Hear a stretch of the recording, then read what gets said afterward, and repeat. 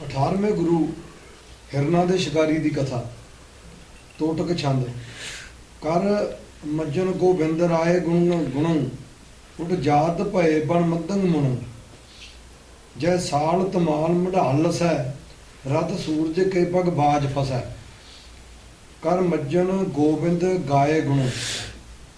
सुबह मज्जन करके दूजे दिन इशनान करके दत्त मुनि जंगल वालों उठ जात भय बन मदंग मुणों। हाँ जंगल वालों चला गया। रास्ता सी अगे जाना हो जंगल होगा अगे जय साल तमाल मढ़ाल काफी फसै। उत्थे काफी संघना जंगल आ गया अगे जाके बड़े बड़े साल दे पेड़ आ गए। एक तेज पत्तर का पेड़ हुंदा है वो जिहदे ते अपनी पाउने ना चौलों दे विच पत्ते तेज पत्तर वो पेड़ उहनूं मडाल कहंदे ने। कई पेड़ां नूं मडाल कह दिंदे ने ये ना साल साल जय साल तमाल तमाल मडाल नहीं तमाल मडाल कहते ने मुखियाल नूं शहद नूं छत्ते नूं मडाल छत्ते नूं कहते ने। तमाल तमाल तंबाकू दे पेड़ नूं भी कह दिंदे ने पर जिथे बड़े पेड़ होण उत्थे तंबाकू दा पेड़ नहीं हो सकदा वो तो घाह फूस है। साल दे पेड़ां चों पेड़ नहीं हो सकदा। उत्ते पहाड़ां दे विच जंगलां दे विच वो पेड़ तेज पत्तर दे पेड़ हुंदे ने जिथे साल दे पेड़ होण मडाल लसै ਉਹਦੇ ਵਿੱਚ ਸ਼ਾਇਦ ਦੀਆਂ ਮੱਖੀਆਂ ਦੇ ਚਮਕਦੇ ਨੇ ਮੱਖੀਆਂ ਚਮਕਦੀਆਂ ਨੇ ਜਿਹੜੇ ਸ਼ਾਇਦ ਦੇ ਛੱਤੇ ਲੱਗੇ ਹੋਏ ਨੇ ਉਹ ਚਮਕਦੇ ਨੇ। ਰਥ ਸੂਰਜ ਕੇ ਪਗ ਬਾਜ ਫਸੈ।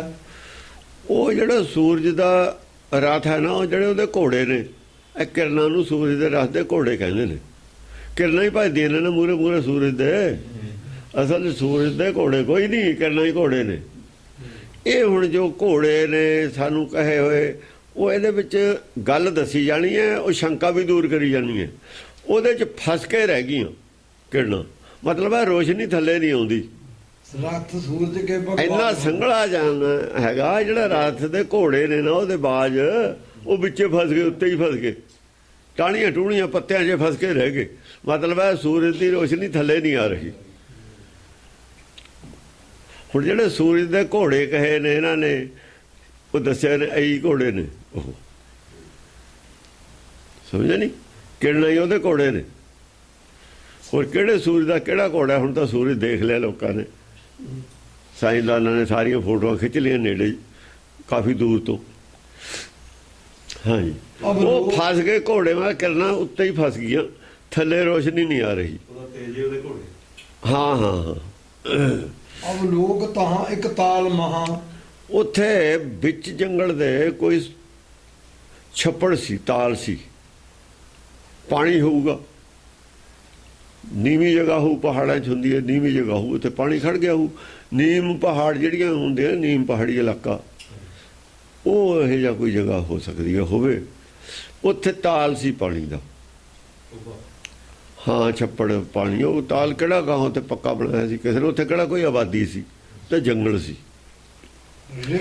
ਹੁਣ ਜਿਹੜਾ ਤਾਲ ਹੁੰਦਾ ਉੱਥੇ ਜਾਨਵਰ ਜੰਗਲੀ ਪਾਣੀ ਪੀਣ ਨੂੰ ਆਉਂਦੇ ਨੇ। ਉਸ ਜਗ੍ਹਾ ਆ ਤਾਂ ਚਰਨ ਵਾਲੀ ਜਗ੍ਹਾ ਤੇ ਜਿੱਥੇ ਘਾਸ ਫੂਸ ਹੋਵੇ ਜੰਗਲ 'ਚ ਘਾਹ ਫੂਸ ਤਾਂ ਸਾਰੇ ਹੀ ਹੁੰਦਾ। ਜਾਂ ਫਿਰ ਪਾਣੀ ਵਾਲੀ ਜਗ੍ਹਾ ਤੇ ਸ਼ਿਕਾਰ ਜਿਹੜਾ ਜਾਨਵਰ ਹੈ ਇਹ ਆਦਮੀ ਉੱਥੇ ਬਹਿੰਦਾ। ਸ਼ੇਰ ਵੀ ਤੁਸੀਂ ਦੇਖੇ ਉਹਨਾਂ ਨੇ ਪਾਣੀ ਤੇ ਬਹਿੰਦੇ ਨੇ ਜਾ ਕੇ ਜਾਂ ਪਾਣੀ ਪੀਣ ਆਉਂਦੇ ਨੇ ਜਾਨਵਰ ਜਦ ਉਹ ਹਮਲਾ ਕਰਦੇ ਨੇ ਉੱਥੇ। ਜਾਂ ਜਿੱਥੇ ਚੁਗਦੇ ਹੁਣ ਭੋਲ ਉੱਥੇ ਲੋਕੇ ਬਹਿ ਜਾਂਦੇ ਨੇ ਉਹ ਚੁਗਦੇ ਰਹਿੰਦੇ ਨੇ ਉਹ ਲੁਕੇ ਰਹਿੰਦੇ ਨੇ ਫਿਰ ਹਮਲਾ ਕਰਦੇ ਨੇ ਇਵੇਂ ਸ਼ਿਕਾਰੀ ਕਰਦੇ ਨੇ। ਉੱਥੇ ਇੱਕ ਸ਼ਿਕਾਰੀ ਵੀ ਪੱਤਿਆਂ 'ਚ ਲੁਕਿਆ ਬੈਠਾ ਸੀ। ਰਿਖ ਜਾਤ ਭਏ ਤਹਿ ਜੋਗ ਜਹਾਂ। ਜਿੱਥੇ ਇਹ ਰਿਖੀ ਜਾ ਕੇ ਉਹ ਤਾਲ ਦੇਖਿਆ ਇਹਨਾਂ ਨੇ ਤਾਲ ਹੁਣ ਜਾ ਕੇ ਰਾਹ ਦੇ ਵਿੱਚ ਪਾਣੀ ਪੂਣੀ ਤਾਂ ਇਹੋ ਜਿਹਾ ਹੀ ਹੁੰਦਾ ਉਦੋਂ ਇਹ ਪਾਣੀ ਦੇ ਕਿਨਾਰੇ ਰੁਕ ਗਏ ਵੀ ਇੱਥੇ ਪਾਣੀ ਪੂਣੀ ਪੀ ਲੈਂਦੇ ਆ ਬਈ ਹੱਥ ਮੂੰਹ ਧੋ ਲੈਂਦੇ ਹਾਂ, ਕੁਛ ਇੱਥੇ ਆਪਣਾ ਪਾਠ ਪੂਜਾ ਕਰ ਲਾਂਗੇ ਥੋੜ੍ਹੀ ਦੇਰ ਵਾਸਤੇ, ਨਾਲੇ ਸਾਹ ਲੈ ਲਾਂਗੇ। ਜੇ ਉਹਨਾਂ ਨੇ ਅੱਧਾ ਘੰਟਾ ਆਰਾਮ ਵੀ ਕਰਨਾ ਤਾਂ ਉੱਥੇ ਵੀ ਯੋਗ ਸਾਧਨਾ ਹੀ ਕਰਨੀ ਹੁੰਦੀ ਹੈ, ਗੱਲਾਂ ਨਹੀਂ ਕਰਨੀਆਂ ਹੁੰਦੀਆਂ। ਇਹ ਕੰਮ ਸਾਧੂਆਂ ਦੇ ਇਹੋ ਜਿਹੇ ਕੰਮ ਹੁੰਦੇ ਨੇ। ਕਿਉਂ ਵਿਹਲੇ ਤਾਂ ਫਿਰ ਮਾਇਆ ਦੀਆਂ ਗੱਲਾਂ ਕਰਨਗੇ, ਮਾਇਆ 'ਚ ਨਹੀਂ ਜਾਣ ਦੇਣਾ। ਜਾਂ ਬਾਣੀ ਪੜ੍ਹੋ ਜਾਂ ਕੰਮ ਕਰੋ, ਜਾਂ ਤਾਂ ਕੰਮ ਲੱਗੇ ਨੇ, ਤੁਰਦੇ ਜਾਂਦੇ ਤਾਂ ਕੰਮੇ ਲੱਗੇ ਹੋਏ ਨੇ। ਜੇ ਇਕੱਠੇ ਬਹਿ ਜਾਣਗੇ ਫਿਰ ਗੱਲਾਂ ਕਰਨ ਲੱਗ ਜਾਣਗੇ, ਤਾਂ ਕਿ ਗੱਲਾਂ ਨਾ ਕਰਨ, ਚੁੱਪ ਕਰਕੇ ਸਮਾਧੀ ਲਾ ਕੇ ਬੈਠੋ ਬਈ। ਮਨ ਜਿਹੜਾ ਹੈਗਾ ਇਕਾਗਰ ਕਰੋ। ਹੁਣ ਉੱਥੇ ਉਹਨਾਂ ਨੇ ਜਲ ਪਾਣੀ ਪੂਣੀ ਪੀ ਕੇ ਪੀਣ ਵਾਸਤੇ ਰੁਕ ਗਏ। ਹਾਂ, ਤਾਹੇ ਪੱਤਰਨ ਮੱਧ ਲਹਿਓ ਮਿਰਗਾਹਾ। ਪੱਤਿਆਂ ਦੇ ਵਿੱਚ ਲੁਕਿਆ ਹੋਇਆ ਇੱਕ ਸ਼ਿਕਾਰੀ ਮਿਰਗ ਦਾ ਬੈਠਾ ਸੀ, ਮਿਰਗ ਨੂੰ ਮਾਰਨ ਵਾਸਤੇ। ਉਹ ਸ਼ਿਕਾਰੀ ਵੀ ਉੱਥੇ ਤਾਂ ਬੈਠਾ ਸੀ, ਉਹਨੂੰ ਪਤਾ ਪਾਣੀ ਪੂਣ ਜਾਨਵਰ ਆਉਂਦੇ ਹੋਣੇ ਨੇ, ਰੋਜ਼ ਸ਼ਿਕਾਰ ਖੇਡਦਾ ਹੀ ਹੋਣਾ। ਉਹ ਆਪਣਾ ਤੀਰ ਕਮਾਨ ਲੈ ਕੇ ਉੱਥੇ ਲੁਕਿਆ ਬੈਠਾ ਸੀ। ਹਾਂਜੀ, ਤਨ ਸੋਭਤ ਕੰਚਨ ਸੁਰਦ ਪਰਵਾ। ਐਸਾ ਉਹਦਾ ਸਰੀਰ ਸੀ ਕੰਚਨ ਵਰਗਾ, ਜਿਵੇਂ ਕਿਸੇ ਤਪੀਸਰ ਦਾ ਸਰੀਰ ਹੁੰਦਾ। ਕੰਚਨ ਤਾਂ ਕਿ ਹੈ ਉਹ ਤਪ ਕਰ। ਦੇਖੋ ਜਿਹੜਾ ਇਹ ਹੈ ਨਾ, ਕਿਸੇ ਜਾਨਵਰ ਨੂੰ ਮਾਰਨਾ, ਝਟਕਾ ਕਰਨਾ ਹਰੇਕ ਆਦਮੀ ਦਾ ਕੰਮ ਨਹੀਂ ਹੈ। ਝਟਕਾ ਦਾ ਕਰਦੇ ਦੇਖ ਕੋਲ ਖੜੇ ਵੀ ਨਹੀਂ ਹੋ ਸਕਦੇ ਮਾੜੇ ਦਿਲ ਵਾਲੇ, ਬੜੇ ਦਲੇਰ ਆਦਮੀ ਦਾ ਕੰਮ ਹੈ ਇਹ, ਨਿਰਭੈ ਆਦਮੀ ਦਾ ਕੰਮ ਹੈ। ਜਿਹੜਾ ਮਾਰ ਸਕਦਾ ਉਹ ਮਰ ਵੀ ਸਕਦਾ, ਆਪ ਮਰਨ ਦੀ ਵੀ ਪਰਵਾਹ ਨਹੀਂ ਕਰਦਾ ਹੁੰਦਾ। ਜਿਹੜੇ ਜੰਗ 'ਚ ਜਾਂਦਾ ਮਾਰਨ, ਉਹ ਜੇ ਮਰਨ ਦੀ ਪਰਵਾਹ ਕਰੂ ਜੰਗ 'ਚ ਲੜਨੇ ਨਹੀਂ ਜਾਂਦਾ, ਲੜਨ ਕਾਸ ਨੂੰ ਜਾਊਗਾ। ਜਿਹੜਾ ਮਾਰ ਨਹੀਂ ਸਕਦਾ ਉਹ ਮਰ ਵੀ ਨਹੀਂ ਸਕਦਾ, ਕਾਇਰ ਹੁੰਦਾ। ਸਾਡੀ ਤਾਂ ਪੜ੍ਹਾਈ ਹੋਈ ਹੈ ਇਹ ਧਰਮ, ਇਸ ਕਰਕੇ ਇੱਥੇ ਸ਼ਿਕਾਰ ਖੇਡਦੇ ਰਹੇ ਨੇ ਗੁਰੂ। ਨਿਰਭੈ ਕਰਨ ਵਾਸਤੇ ਮੌਤ ਕੋਈ ਚੀਜ਼ ਹੀ ਨਹੀਂ ਹੈ, ਦੱਸਣ ਵਾਸਤੇ ਤਾਂ ਚੋਲਾ ਬਦਲੀਏ, ਕੱਪੜਾ ਬਦਲੀਏ। ਜਿਹੜੇ ਲੋਕ ਮਾਂਸ ਨਹੀਂ ਖਾਂਦੇ ਉਹ ਇੰਨੇ ਕਮਜ਼ੋਰ ਦਿਲ ਵਾਲੇ ਨੇ, ਉਹਨਾਂ ਦੇ ਧਰਮ 'ਚ ਮਰਨ ਕਬੂਲ ਵਾਲੀ ਗੱਲੇ ਨਹੀਂ। ਸਾਡੇ ਧਰਮ ਸ਼ੁਰੂ ਇੱਥੋਂ ਹੁੰਦਾ, ਪਹਿਲਾਂ ਮਰਨ ਕਬੂਲ। ਜਦ ਮਰਨੇ ਕਬੂਲ ਕਰ ਲਿਆ ਉਹ ਦੁਨੀਆ ਨੂੰ ਮਾਰ ਵੀ ਸਕਦਾ। ਫਿਰ ਉਹਦੇ ਖਾਤਰ ਮਰਨਾ ਚੋਲਾ ਛੱਡਣਾ, ਕਿਸੇ ਨੂੰ ਮਾਰਨਾ ਵੀ ਚੋਲਾ ਛੱਡਣਾ। ਜੇ 84 ਲੱਖ ਜੂਨ ਇੱਕ ਕੈਦ ਹੈ ਤੇ ਇੱਕ ਆਦਮੀ ਨੂੰ ਕੈਦ ਦੇ ਵਿੱਚੋਂ ਕੋਠੜੀ 'ਚੋਂ ਰਿਹਾ ਕਰ ਦੇਣਾ ਪੁੰਨਾ ਕੁ ਪਾਪ ਹੈ। ਨਾਲੇ ਤਾਂ ਕਹਿੰਦੇ ਵੀ ਇਹ ਬੰਨਣ 'ਚ ਪਾਇਆ ਹੈ, ਕੈਦ 'ਚ ਪਾਇਆ ਹੈ ਜੀਵ। ਜੇ ਉਹਨੂੰ ਕੋਈ ਰਿਹਾ ਕਰ ਦੇਵੇ ਕੋਠੜੀ 'ਚੋਂ, ਜੇਲ੍ਹ 'ਚੋਂ ਛੱਡ ਦੇਵੇ, ਪੁੰਨਾ ਕੁ ਪਾਪ ਹੈ। ਇਹ ਸਿਰਫ ਦ੍ਰਿਸ਼ਟੀ ਹੈ ਸੋਚਣ ਦੀ ਆਦਮੀ ਦੀ। ਉਹਨਾਂ ਚਿਰ ਜਿੰਨਾ ਚਿਰ ਉਹਦਾ ਸਰੀਰ ਨਾਲ ਮੋਹ ਆ, ਉਹਨਾਂ ਚਿਰ ਤਾਂ ਉਹ ਬੁਰਾ ਮੰਨਦਾ। ਛੁੱਟੇ ਦੇ ਬਾਅਦ ਉਹਦਾ ਪਤਾ ਕੋਈ ਨਹੀਂ, ਛੁੱਟੇ ਦੇ ਬਾਅਦ ਉਹ ਸ਼ੁਕਰ ਮਨਾਉਂਦਾ। ਯਾਨੀ ਛੁੱਟੇ ਦੇ ਬਾਅਦ ਉਹਦੀ ਆਤਮਾ ਕੀ ਫੀਲ ਕਰਦੀ ਹੈ, ਸਵਾਲ ਇਹ ਹੈ। ਸਰੀਰ ਛੱਡਣ ਤੋਂ ਬਾਅਦ ਆਤਮਾ ਕੀ ਫੀਲ ਕਰਦੀ ਹੈ, ਉਹ ਅਸਲੀ ਰਿਜ਼ਲਟ ਹੈ। ਇਉਂ ਤਾਂ ਫਿਰ ਪਰਮੇਸ਼ਰ ਦੇ ਹੁਕਮ ਨਾਲ ਜੀਵਨ ਮਰਨ, ਤਾਂ ਪਰਮੇਸ਼ਰ ਨਾਲ ਤਾਂ ਫਿਰ ਕੋਈ ਅਪਰਾਧੀ ਜ਼ਿਆਦਾ ਹੈ ਹੀ ਨਹੀਂ। ਸਾਰਿਆਂ ਨੂੰ ਮਾਰਨ ਵਾਲਾ ਪੈਦਾ ਕਰਨਾ ਤਾਂ ਚਲੋ ਚੰਗੀ ਗੱਲ ਹੈ, ਪੈਦਾ ਕਰਨਾ ਵੀ ਚੰਗੀ ਗੱਲ ਨਹੀਂ ਹੈ। ਕਿਸੇ ਨੂੰ ਜੇਲ੍ਹ ਦਾ ਹੁਕਮ ਸੁਣਾਉਣਾ ਕੋਈ ਚੰਗੀ ਗੱਲ ਹੈ। ਜਿਹੜਾ ਜੱਜ ਕਿਸੇ ਨੂੰ ਜੇਲ੍ਹ ਦਾ ਹੁਕਮ ਦਿੰਦਾ ਹੈ, ਕੈਦੀ ਨੂੰ ਤਾਂ ਚੰਗਾ ਨਹੀਂ ਲੱਗਦਾ। ਕੈਦੀ ਨੂੰ ਪੁੱਛ ਕੇ ਦੇਖੋ ਨਾ, ਜਿਹਨੂੰ ਕੈਦ ਹੁੰਦੀ ਹੈ 5 ਸਾਲ ਦੀ 7 ਸਾਲ ਦੀ, ਵੀ ਉਹਨੂੰ ਉਹ ਜੱਜ ਚੰਗਾ ਲੱਗਦਾ ਜਾਂ ਮਾੜਾ ਲੱਗਦਾ? ਉਹ ਤਾਂ ਉਹਨੂੰ ਪੁੱਛੋ, ਉਹਨੂੰ ਚੰਗਾ ਕਿਵੇਂ ਲੱਗੂਗਾ? ਅਪਰਾਧੀ ਨੂੰ ਤਾਂ ਮੈਂ ਅਪਰਾਧ ਕਰਦਾ ਰਹਾ, ਨਾ ਪੁਲਿਸ ਹੋਵੇ ਨਾ ਮੈਨੂੰ ਕੋਈ ਅਫਸਰ ਹੋਵੇ ਕੈਦ ਕਰਨ ਵਾਲਾ, ਪੁੱਛਣ ਵਾਲਾ ਹੋਵੇ ਹੀ ਨਾ ਮੈਨੂੰ। ਉਹਨੂੰ ਤਾਂ ਇਹ ਲੱਗਦਾ ਡਾਕੂ ਦਾ ਮੈਂ ਰੋਜ਼ ਡਾਕੇ ਮਾਰਾਂ, ਮੈਨੂੰ ਪੁੱਛਣ ਵਾਲਾ ਫੜਨ ਵਾਲਾ ਕੋਈ ਹੋਵੇ ਹੀ ਨਾ। ਉਹਨੂੰ ਤਾਂ ਇਹ ਚੰਗਾ ਲੱਗਦਾ। ਪਰ ਇਹਦੇ ਨਾਲ ਸਮਾਜ ਨਹੀਂ ਚੱਲਦਾ। ਇਸ ਕਰਕੇ ਪੈਦਾ ਕਰਨ ਵਾਲਾ ਵੀ ਇੱਕ ਜੱਜ ਦੀ ਨਿਆਈ ਹੈ ਜਿਹੜਾ ਸਜ਼ਾ ਕਰਦਾ। ਪਾਲਣਾ ਕਰਨ ਵਾਲੇ ਨੂੰ ਅਸੀਂ ਚੰਗਾ ਵਿਚਾਲੇ ਨੂੰ ਮੰਨ ਸਕਦੇ ਹਾਂ। ਪਾਲਣਾ ਕਰਨ ਵਾਲੇ ਨੂੰ ਅਸੀਂ ਕਹਿ ਸਕਦੇ ਹਾਂ ਪਾਲਣਾ ਕਰਨਾ ਚੰਗੀ ਗੱਲ ਹੈ। ਪਾਲਣਾ ਕਰਨ ਵੇਲੇ ਅਸੀਂ ਕੋਈ ਕਿਸੇ ਨੂੰ ਰੋਟੀ ਖਿਲਾਉਂਦਾ ਹੈ, ਪਾਣੀ ਪਿਲਾਉਂਦਾ ਹੈ, ਕੋਈ ਕਿਸੇ ਨੂੰ ਪਾਲਦਾ ਹੈ, ਉਹ ਧੰਨਵਾਦ ਹੀ ਕਰਦਾ ਤੇ ਚੰਗਾ ਸਮਝਦਾ। ਤੇ ਮਾਰਨ ਵਾਲੇ ਨੂੰ ਨਹੀਂ ਚੰਗਾ ਸਮਝਦਾ। ਤੇ ਪੈਦਾ ਕਰਨ ਵਾਲਾ ਮਾਰਨ ਵਾਲਾ ਤਾਂ ਫਿਰ ਉਹ ਹੈ।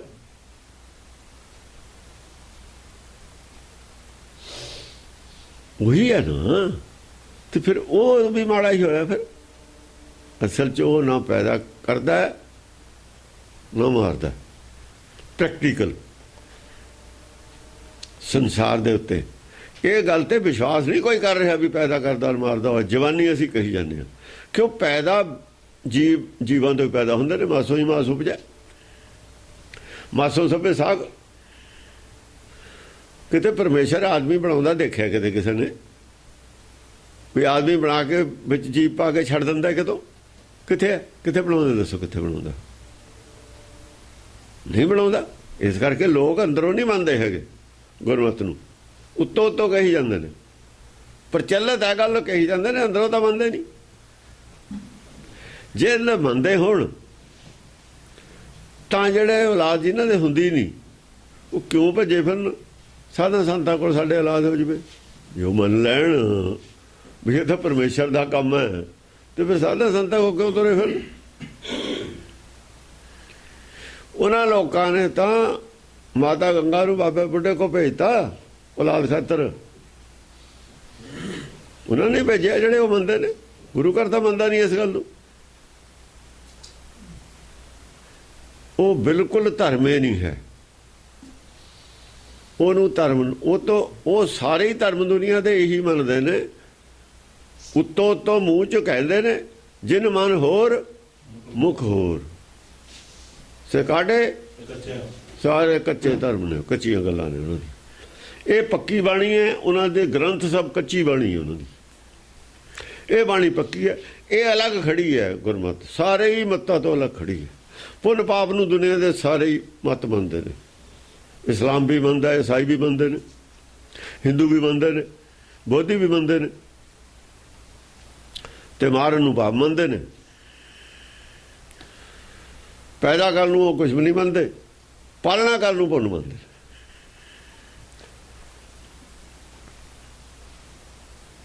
ਪਾਲਣਾ ਕਰਨ ਨੂੰ ਪੁੰਨ ਮੰਨਦੇ ਨੇ, ਮਾਰਨ ਨੂੰ ਪਾਪ ਮੰਨਦੇ ਨੇ। ਜਦ ਕਿ ਗੁਰਮਤਿ ਦੇ ਵਿੱਚ ਪੁੰਨ ਪਾਪ ਕੋਈ ਚੀਜ਼ ਹੀ ਨਹੀਂ। ਕਹਿੰਦੇ ਪਾਪ ਪੁੰਨ ਹਮਾਰੇ ਬਸ ਨਹੀਂ।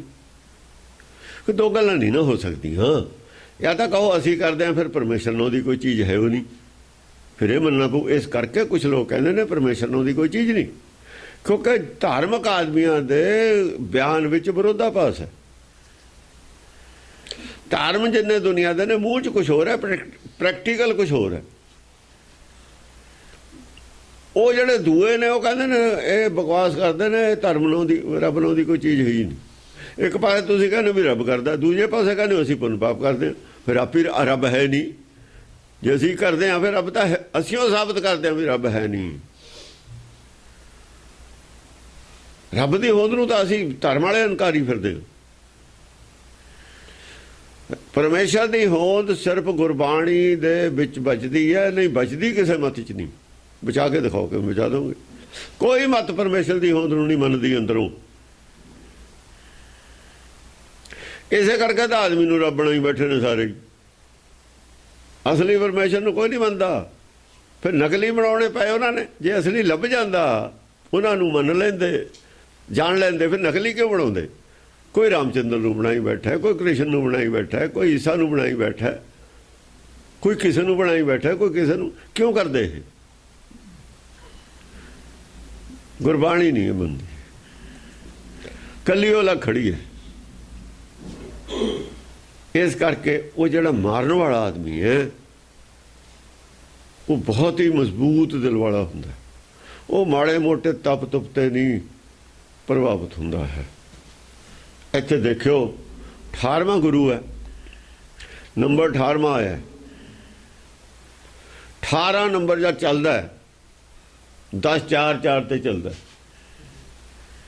18ਵਾਂ ਨੰਬਰ ਤੇ ਕਿਉਂ ਲੈਂਦਾ ਇਹ ਵੀ ਇੱਕ ਰਹੱਸ ਹੈ। ਸਾਰੇ 17 ਗੁਰੂਆਂ ਨੂੰ ਮਜ਼ਬੂਤ ਗੁਰੂ ਹੈ। ਉਹ 2 ਤਾਂ ਛੱਡ ਦੇਣੇ ਨੇ ਆਪਾਂ ਨੇ, ਉਹਦਾ ਪਰਮੇਸ਼ਰ ਹੀ ਹੈ। ਬਾਕੀ ਜਿਹੜੇ 14 16 ਰਹਿ ਗਏ, 2 ਤਾਂ ਛੱਡਤੇ ਨਾ, ਉਹਦਾ ਬੇਉਮਾਣੀ ਹੈ, ਉਹਦਾ ਬਾਹਰ ਨਿਕਲ ਗਏ। ਬਾਕੀ ਰਹਿ ਗਏ 16 ਜੋ ਜਿਹੜੇ 15 ਨੇ, 15 ਚੋਂ ਮਜ਼ਬੂਤ ਹੈ। ਔਰ ਜਿਹੜੇ ਪਹਿਲੇ 2 ਨੇ ਉਹਨਾਂ ਤੋਂ ਸੈਕੰਡ ਨੰਬਰ ਤੇ ਇਹ, ਕਿਉਂਕਿ ਹੁਕਮ ਹੈ ਨਾ ਉਹ ਬੇਉਮਾਣੀ, ਇਹ ਹੁਕਮ ਦਾ ਹੀ ਕਰ ਰਿਹਾ ਹੈ, ਹੁਕਮ ਦਾ ਪ੍ਰਤੱਖ ਰੂਪ ਹੈ। ਸ਼ਿਕਾਰੀ ਹੁਕਮ ਦਾ ਪ੍ਰਤੱਖ ਰੂਪ ਹੈ। ਇਹ ਜੰਮਣ ਮਰਨਾ ਤਾਂ ਹੁਕਮ ਦਾ ਹੀ ਰੂਪ ਹੈ। ਫਿਰ ਇਹ ਦੱਤ ਕਿੱਥੇ ਖੜਾ ਹੈ, ਉਹ ਕਿੱਥੇ ਖੜਾ ਹੈ, ਇੱਥੇ ਹੁਣ ਗਾਂ ਪਤਾ ਲੱਗ ਜੂਗਾ। ਹਾਂਜੀ, ਕਰ ਸੱਦਿਤ ਬਾਣ ਕਮਾਨ ਸਿਤੰ, ਉਹਨੇ ਸਿਸਤ ਲਈ ਹੋਈ ਹੈ,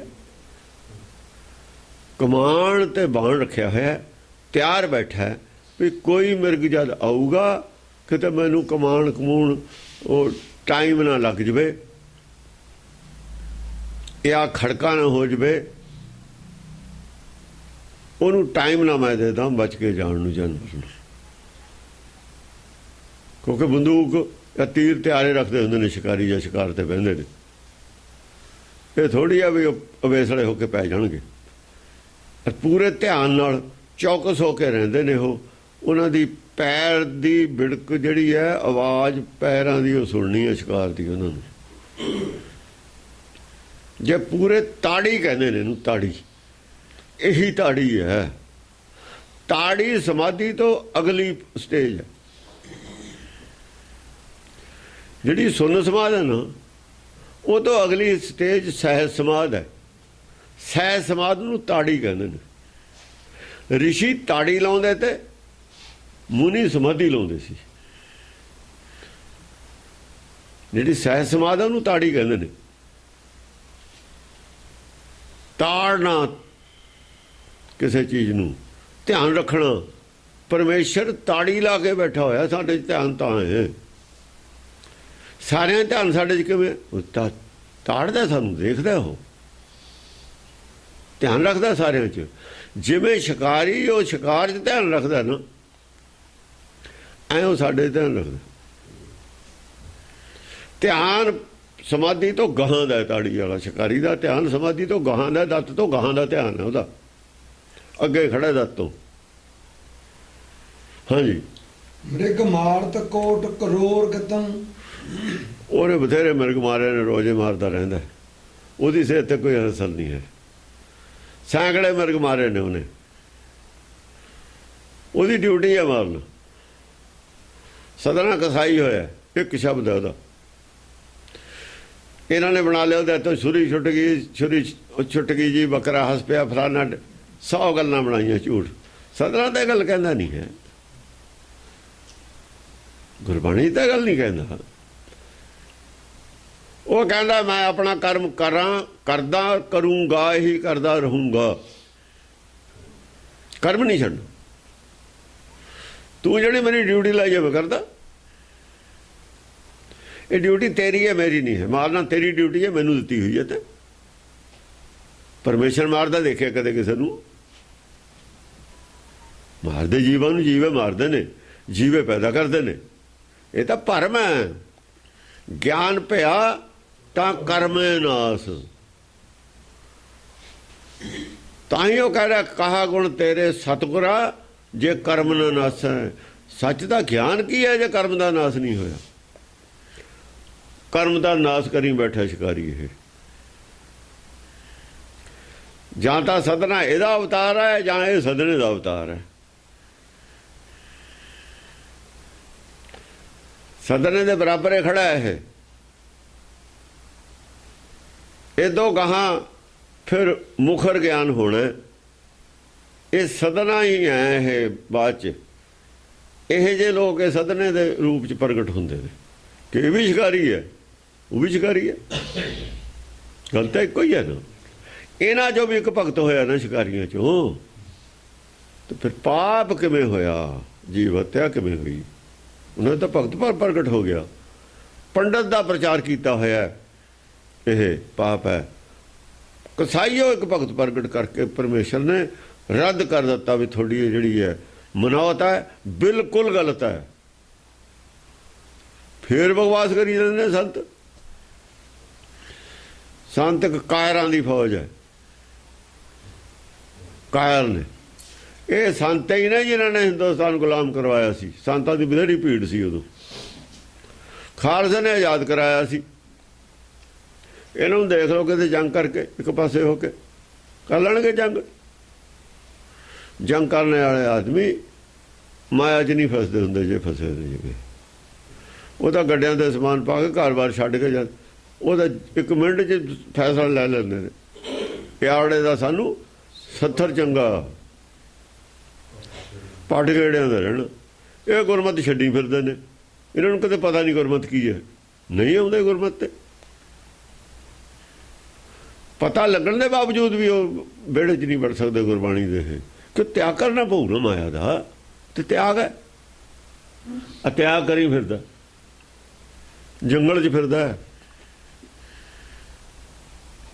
ਔਰ ਜਿਹਦੇ ਖਿਲਾਫ ਨੇ ਮਾਂਸ ਖਾਣ ਵਾਲੇ ਦੇ ਉਹ ਇਹ ਤੋਂ ਗਾਹਾਂ, ਉਹ ਇਹਦਾ ਚੇਲਾ ਬਣੂਗਾ ਤਿਆਗੀ ਦਾ। ਇਹ ਤਾਂ ਤਿਆਗੀ ਵੀ ਨਹੀਂ ਹਨ। ਜੇ ਤਿਆਗੀ ਵੀ ਬਣ ਜਾਣ, ਦੱਤ ਦੇ ਬਰਾਬਰ ਵੀ ਬਣ ਜਾਣ, ਤਾਂ ਵੀ ਸ਼ਿਕਾਰੀ ਦੱਤ ਨੂੰ ਗਾਹਾਂ ਖੜਾ ਹੈ। ਕਈ ਮਸਲੇ ਹੱਲ ਹੋਣੇ ਨੇ ਇਹਦੇ ਵਿੱਚ। ਇਹ 18ਵਾਂ ਨੰਬਰ ਆਇਆ। 18ਵਾਂ ਮੈਂ ਕਿਹਾ ਸੀ ਨਾ, 18ਵਾਂ ਨੰਬਰ ਕਿਉਂ ਹੈ? ਕਈ ਮਸਲੇ ਹੱਲ ਹੋਣੇ ਨੇ ਧਰਮ ਦੇ ਇਹਦੇ ਵਿੱਚ। ਇੱਕ ਤਾਂ ਪੁੰਨ ਪਾਪ ਵਾਲਾ ਮਸਲਾ ਹੋ ਗਿਆ ਹੱਲ। ਉਹ ਕਿੱਥੇ ਖੜਾ? ਦੱਤ ਕਿੱਥੇ? ਦੱਤ ਉਸ ਵੇਲੇ ਦੱਤ ਦੇ ਬਰਾਬਰ ਦਾ ਕੋਈ ਹੈ ਇੱਥੇ ਅੱਜ? ਸੰਤਾਂ 'ਚ ਤਾਂ ਕੋਈ ਹੈ ਨਹੀਂ। ਦੱਤ ਕੀ ਕਹੂਗਾ ਇਹਨੂੰ? ਕਿੱਥੇ ਖੜੂਗਾ ਆ ਕੇ? ਅਗਾਂਹ ਪਤਾ ਲੱਗ ਜੂ ਹੁਣ। ਸਭ ਸੈਨ ਮੁਨੀਸ਼ਰ ਸੰਗ ਲਏ। ਮੁਨੀ ਦੀ ਵੀ ਸੈਨਾ ਨਾਲ ਹੈ। ਉਹ ਕੱਲਾ ਬੈਠਾ ਜੰਗਲ 'ਚ ਪੱਤਿਆਂ 'ਚ ਲੁਕਿਆ, ਉਹਦੇ ਨਾਲ ਸੈਨਾ ਹੈ। ਮੁਨੀ ਦੇ ਨਾਲ ਸੈਂਕੜਿਆਂ ਦੀ ਤਾਦਾਦ ਦੇ ਵਿੱਚ ਆਦਮੀ ਨੇ, ਚੇਲੇ ਉਹਦੇ। ਸੈਨਾ ਦਾ ਮਤਲਬ ਅਣਗਿਣਤ।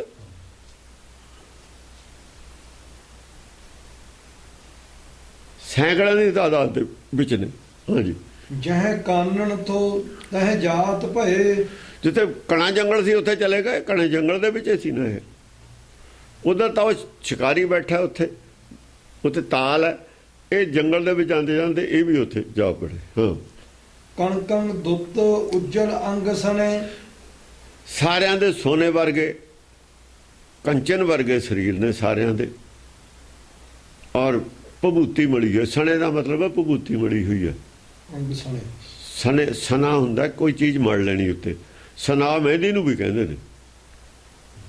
ਕੋਈ ਚੀਜ਼ ਸਰੀਰ ਤੇ ਮੜ ਲਈ ਉਹਨੂੰ ਸਨਾ ਕਹਿੰਦੇ ਨੇ। ਸਣ ਗਿਆ, ਲਿਬੜਿਆ ਹੋਇਆ, ਲਿਪਤ ਹੋਇਆ, ਯਾਨੀ ਉੱਤੇ ਭਭੂਤੀ ਸੁਆਹ ਮੜੀ ਹੋਈ ਹੈ ਸਰੀਰ ਤੇ। ਮੁਨੀ ਰਾਜ ਮਨ ਰਿਤ ਰਾਜ। ਕੰਚਨ ਜਿਹੜਾ ਹੁੰਦਾ, ਦੇਖੋ ਕੰਚਨ ਸੋਨਾ ਪੀਲੇ ਰੰਗ ਦਾ ਹੁੰਦਾ। ਉਜਲ ਕਿਹਾ ਹੋਇਆ, ਉਜਲ ਚਿੱਟਾ ਹੁੰਦਾ। ਕੰਚਨ ਵਰਗਾ ਸਰੀਰ ਕਹਤਾ ਹੈ ਉਜਲ। ਉਜਲ ਤਾਂ ਕਿਹਾ ਉੱਤੇ ਸੁਆਹ ਮੜੀ ਕਰਕੇ ਉਜਲ ਹੈ ਸੋਨਾ ਹੀ ਥੱਲੇ। ਥੱਲੇ ਸਰੀਰ ਸੋਨੇ ਰੰਗ ਵਰਗਾ। ਕਣਕ ਬੰਨਾ ਸੋਨੇ ਦੇ ਰੰਗ ਵਰਗਾ, ਚਮਕ ਹੈ। ਉੱਤੇ ਸੁਆਹ ਮੜੀ ਕਰਕੇ ਉਜਲ ਲੱਗਦਾ। ਉਜਲ ਚਿੱਟਾ ਹੁੰਦਾ ਤਾਂ ਕਿਹਾ ਹੋਇਆ, ਸਨੇ ਕਰਕੇ ਚਿੱਟਾ। ਮੁਨੀ ਰਾਜ ਮਨ ਰਿਤ ਰਾਜ ਬਣੇ। ਮੁਨੀ ਰਾਜ ਉਹਨਾਂ ਦੇ ਵਿੱਚ ਆਏ ਹੈ ਜਿਵੇਂ ਚੰਦਰਮਾ ਹੁੰਦਾ ਹੈ। ਜਿਵੇਂ ਚੰਦਰਮਾ ਹੁੰਦਾ ਨਾ ਸਾਰਿਆਂ 'ਚ, ਉਹਦੀ ਚਮਕ ਇਹੋ ਜਿਹੀ ਹੈ। ਰਿਤ ਰਾਜ ਬਣੇ। ਹਾਂ। ਰਿਕ ਸੰਗ ਸਖਾ ਨਿਸ ਬਹੁਤ ਲਏ। ਹਾਂ, ਨਿਸ ਲਫ਼ਜ਼ ਹੈ। ਨਿਸ ਦਾ ਮਤਲਬ ਹੁੰਦਾ ਰਾਤ। ਰਾਤ ਨਹੀਂ ਅਗਿਆਨੀ ਨੇ, ਉਹ ਥੋੜੇ ਗਿਆਨ ਵਾਲੇ ਨੇ, ਉਹਨਾਂ ਨੂੰ ਗਿਆਨ ਹੈ ਨਹੀਂ। ਚੇਲੇ ਤਾਂ ਬਣ ਗਏ। ਹਾਂ, ਬਹੁਤ ਸਾਰੇ ਉਹਦੇ ਚੇਲੇ ਨੇ, ਪਰ ਗਿਆਨ ਹੈ ਨਹੀਂ ਵਿਚਾਰੇ। ਉਹ ਆਗੇ ਨਾਲ ਸਾਰੇ ਅਜੋ ਗਿਆਨ ਹੈ ਨਹੀਂ ਉਹਨਾਂ 'ਚ।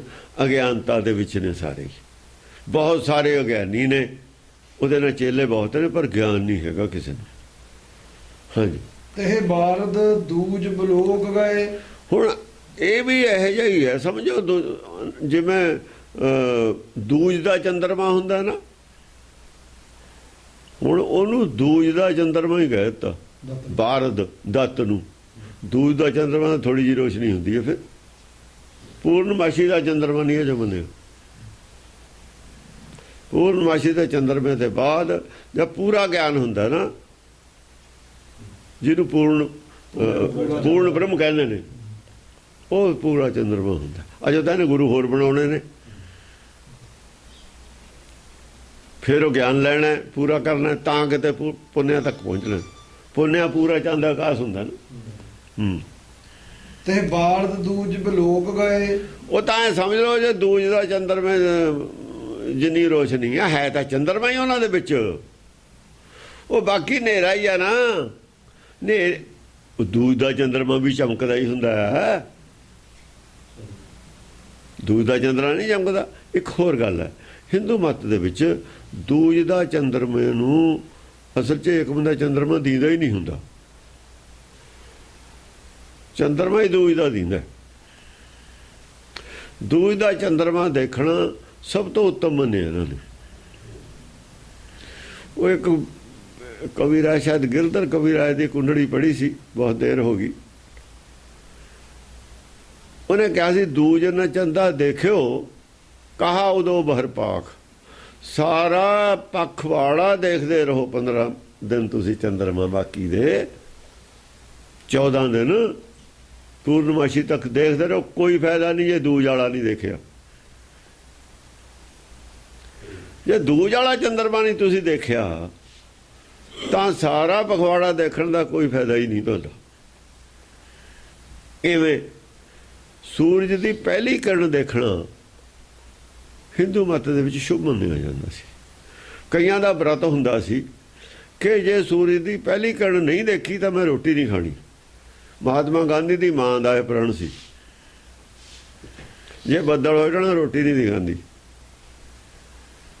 ਮਹਾਤਮਾ ਗਾਂਧੀ ਬਾਇਓਗ੍ਰਾਫੀ 'ਚ ਲਿਖਦਾ ਆਪਣੀ 'ਚ ਵੀ ਅਸੀਂ ਛੋਟੇ ਛੋਟੇ ਹੁੰਦੇ ਕੋਠੇ 'ਤੇ ਚਲੇ ਜਾਂਦੇ ਤਾਂ ਬਈ ਉਹ ਕੰਮ ਕਰਦੀ ਹੁੰਦੀ ਮਾਂ, ਬਈ ਜੇ ਉਹ ਸੂਰਜ ਚੜ੍ਹਨ ਵਾਲਾ ਸੀ ਉਹਨੂੰ ਹੱਕਾਂ ਮਾਰਨੀ ਵੀ ਆ ਜਾ ਹੁਣ ਚੜ੍ਹਨ ਵਾਲਾ ਤੂੰ ਦੇਖ ਲੈ। ਉਹ ਹੁਣ ਕੰਮ ਛੱਡ ਕੇ ਥੋੜ੍ਹੀ ਕਾਫੀ ਦੇਰ ਆ ਕੇ ਬੈਠੂਗੀ।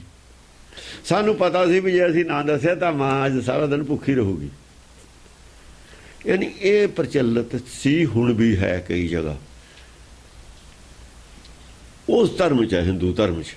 ਇਹ ਸਾਡੇ ਨਹੀਂ ਹੈਗਾ, ਉਹਨਾਂ ਦੀ ਮਨੌਤ ਹੈ।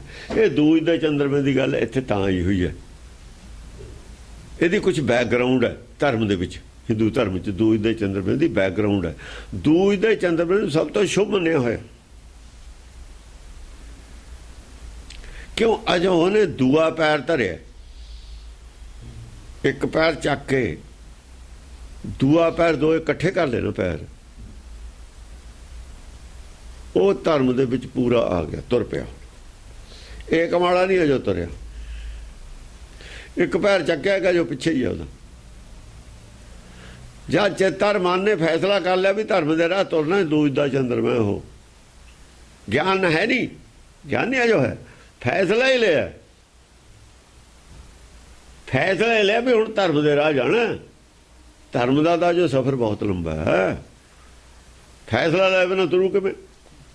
ਇੱਕ ਪੈਰ ਪਿੱਛੇ ਇੱਕ ਅੱਗੇ ਹੈ, ਸਾਰੀ ਜ਼ਿੰਦਗੀ ਖੜਾ ਰਹਿ ਉੱਥੇ ਹੀ, ਇੱਥੇ ਹੀ ਖੜੇ ਨੇ। ਚੱਲੂਗਾ ਗਾਹਾਂ ਉਹ ਜਿਹਦੇ ਦੋਏ ਪੈਰ ਇਕੱਠੇ ਹੋ ਗਏ। ਇੱਕ ਪੈਰ ਤਾਂ ਬਾਹਰ ਰੱਖ ਲਿਆ, ਦੂਆ ਚੱਕਦਾ ਨਹੀਂ, ਤੇ ਉਹ ਤਾਂ ਫਿਰ ਲਕੀਰ ਵਿੱਚ ਹੈ ਨਾ। ਇੱਥੇ ਆ ਕੇ ਦੋ ਨੇ, ਦੁਬਦਾ ਹੈ। ਦੂਜ ਦੇ ਚੰਦਰਮੇ ਦੁਬਦਾ ਨਹੀਂ ਰਹਿੰਦੀ, ਇੱਕ ਮਨ ਇੱਕ ਚਿੱਤ ਹੋ ਗਿਆ। ਗਿਆਨ ਦਾ ਸਫ਼ਰ ਜੋ ਬਾਕੀ ਹੈ, ਹਰ ਗੱਲ ਦੀ ਕੋਈ ਬੈਕਗਰਾਊਂਡ ਹੁੰਦੀ ਹੈ। ਬੈਕਗਰਾਊਂਡ ਹੈ ਕੁਛ, ਪਰ ਬੈਕਗਰਾਊਂਡ ਬਿਨਾਂ ਉਹਦਾ ਵੈਲਿਊ ਦਾ ਨਹੀਂ ਪਤਾ। ਬੈਕਗਰਾਊਂਡ ਭੁੱਲ ਗਏ, ਦੂਜ ਦਾ ਚੰਦਰਮਾ ਦੇਖਣਾ। ਕਿਉਂ ਦੇਖਣਾ? ਵੀ ਦੂਜ ਦਾ ਚੰਦਰਮਾ ਦੇਖੇ ਤੇ ਕੀ ਮਿਲ ਜੂ? ਕੁਝ ਵੀ ਨਹੀਂ। ਮਤਲਬ ਕੀ ਹੈ ਦੂਜ ਦੇ ਚੰਦਰਮੇ ਦੀ? ਕਿ ਇੱਕ ਮਨ ਇੱਕ ਚਿੱਤ ਹੋ ਕੇ ਫੈਸਲਾ ਕਰ ਲਿਆ ਵੀ ਹੁਣ ਸੰਸਾਰੀ ਜਿਹੜਾ ਹੈ ਕੰਮ ਇਹ ਵੀ ਕਰਨਾ ਹੈ। ਇਹ ਦੂਏ ਨੰਬਰ ਤੇ ਹੈ। ਪਹਿਲੇ ਨੰਬਰ ਤੇ ਕੀ ਹੈ? ਧਰਮ ਕਰਮ। ਦੂਏ ਨੰਬਰ ਤੇ ਕਰਮ ਸੰਸਾਰੀ। ਪਹਿਲੇ ਨੰਬਰ ਤੇ ਉਹ ਕੰਮ ਕਰਨਾ ਹੈ ਜਾ ਕੋ ਆਏ ਸੋਈ ਬਿਹਜੋ। ਸ਼ਹਿਰ ਆਇਆ ਕੋਈ ਚੀਜ਼ ਲੈਣ, ਉਹ ਚੀਜ਼ ਜ਼ਰੂਰ ਲੈਣੀ ਹੈ। ਇਹ ਠੀਕ ਹੈ ਵੀ ਚਾਹ ਪੀ ਲਈ टाइम तो आप कोई चीज़ खा ली, फल खा लिया, वो अलग गल है। फल खान नहीं सी आया, चाह पीनी थी शहर आया, लेकिन टाइम हो गया। चाह पी ली, कोई फल फ्रूट खा लिया, वो अलग आया नहीं सी ये करन, आया कुछ लैन सी, वो लैके वो एक्सट्रा आया, गल अलग है वो गल। हाँ जी। ਰਿਖ ਬੋਲਤ ਘੋਰਤ ਨਾਦ ਨਵੰ। ਰਿਖੀ ਜੇ ਜਦ ਬੋਲਦਾ ਹੈ ਕੋਈ ਨਵੀਂ ਗੱਲ ਕਰਦਾ, ਘੋਰਤ ਨਾਦ ਨਵੰ, ਕੋਈ ਨਵੀਂ ਗੱਲ ਕਰਦਾ ਹੈ, ਨਵਾਂ ਗਿਆਨ ਦਿੰਦਾ ਸਾਹਿਬ ਮੇਰਾ ਨੀਤ ਨਵਾਂ। ਨੀਤ ਨਵਾਂ। ਚੇਲਿਆਂ ਨੂੰ ਅੱਬਲ ਤਾਂ ਬੋਲਦਾ ਨਹੀਂ, ਜੇ ਬੋਲਦਾ ਕੋਈ ਨਵੀਂ ਗੱਲ ਦੱਸਦਾ, ਨਵਾਂ ਗਿਆਨ ਦੱਸਦਾ ਉਹਨਾਂ ਨੂੰ। ਕਿਉਂ? ਉਹ ਵਿਚਾਰੇ ਗਿਆਨੀ ਨੇ ਚੇਲੇ, ਰੋਜ਼ ਨਵਾਂ ਸਬਕ ਦਿੰਦਾ। ਹੁਣ ਸਕੂਲਾਂ ਕਾਲਜਾਂ ਨੂੰ ਸਬਕ ਰੋਜ਼ ਨਵਾਂ ਹੀ ਹੁੰਦਾ, ਉਹੀ ਮਾੜਾ ਰੋਜ਼ ਫੇਰੀ ਜਾਵੇ।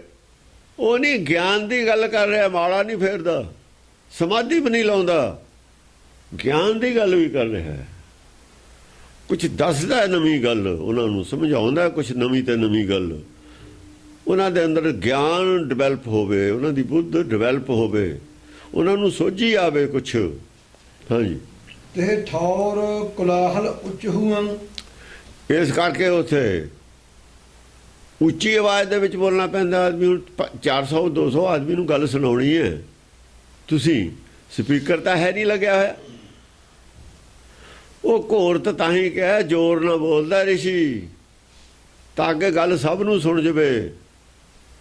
ਜਦ ਹੁਣ 200 ਆਦਮੀ ਨੂੰ ਗੱਲ ਤੁਸੀਂ ਸੁਣਾਉਣੀ ਹੈ, ਉੱਚੀ ਨਹੀਂ ਬੋਲਣਾ ਪਊਗਾ। ਉਹ ਤਾਂ ਕਿ ਬਹੁਤ ਉੱਚੀ ਆਵਾਜ਼ ਨਾਲ ਬੋਲਦਾ, ਉਹ ਬੋਲਣਾ ਪੈਂਦਾ ਸਭ ਨੂੰ ਸੁਣਾਉਣ ਵਾਸਤੇ। ਘੋਰਤ ਜਿਵੇਂ ਬੱਦਲ ਘੋਰਦਾ ਹੁੰਦਾ, ਕੱਲੇ ਕੱਲੇ ਇੱਕ ਇੱਕ ਪੰਕਤੀ ਦੇ ਇੱਕ ਇੱਕ ਲਫ਼ਜ਼ ਦੇ ਵਿੱਚ ਭੇਦ ਹੈ ਇੱਥੇ। ਇਹ ਨਹੀਂ ਵੀ ਅਰਥ ਕਰਕੇ ਤੁਸੀਂ ਕਹਾਂ ਹੋ ਜਾਓਗੇ। ਕਿਉਂ ਘੋਰਦਾ ਹੈ? ਆਦਮੀ ਜ਼ਿਆਦਾ ਨੇ, ਸੈਨਾ ਨਾਲ ਸਾਰਿਆਂ ਨੂੰ ਗੱਲ ਸੁਣਾਉਣੀ ਹੈ। ਅੱਗੇ ਕਿਹੜਾ ਸਪੀਕਰ ਹੁੰਦੇ ਤੇ ਖਾੜੇ ਹੁੰਦੇ ਤੇ ਲੱਗੇ ਹੋਏ, ਕਿੰਨਾ ਉੱਚੀ ਬੋਲਦੇ ਤੇ ਬੋਲਣ ਵਾਲੇ। ਉਹ ਅੱਧਾ ਕਿਲੋਮੀਟਰ ਤੋਂ ਹੀ ਆਵਾਜ਼ ਜਾਂਦੀ ਸੀ ਉਹਨਾਂ ਦੀ, ਕਿਲੋਮੀਟਰ ਤੋਂ ਹੀ ਆਵਾਜ਼ ਚਲੀ ਜਾਂਦੀ ਸੀ ਬਿਨਾਂ ਸਪੀਕਰ ਤੇ।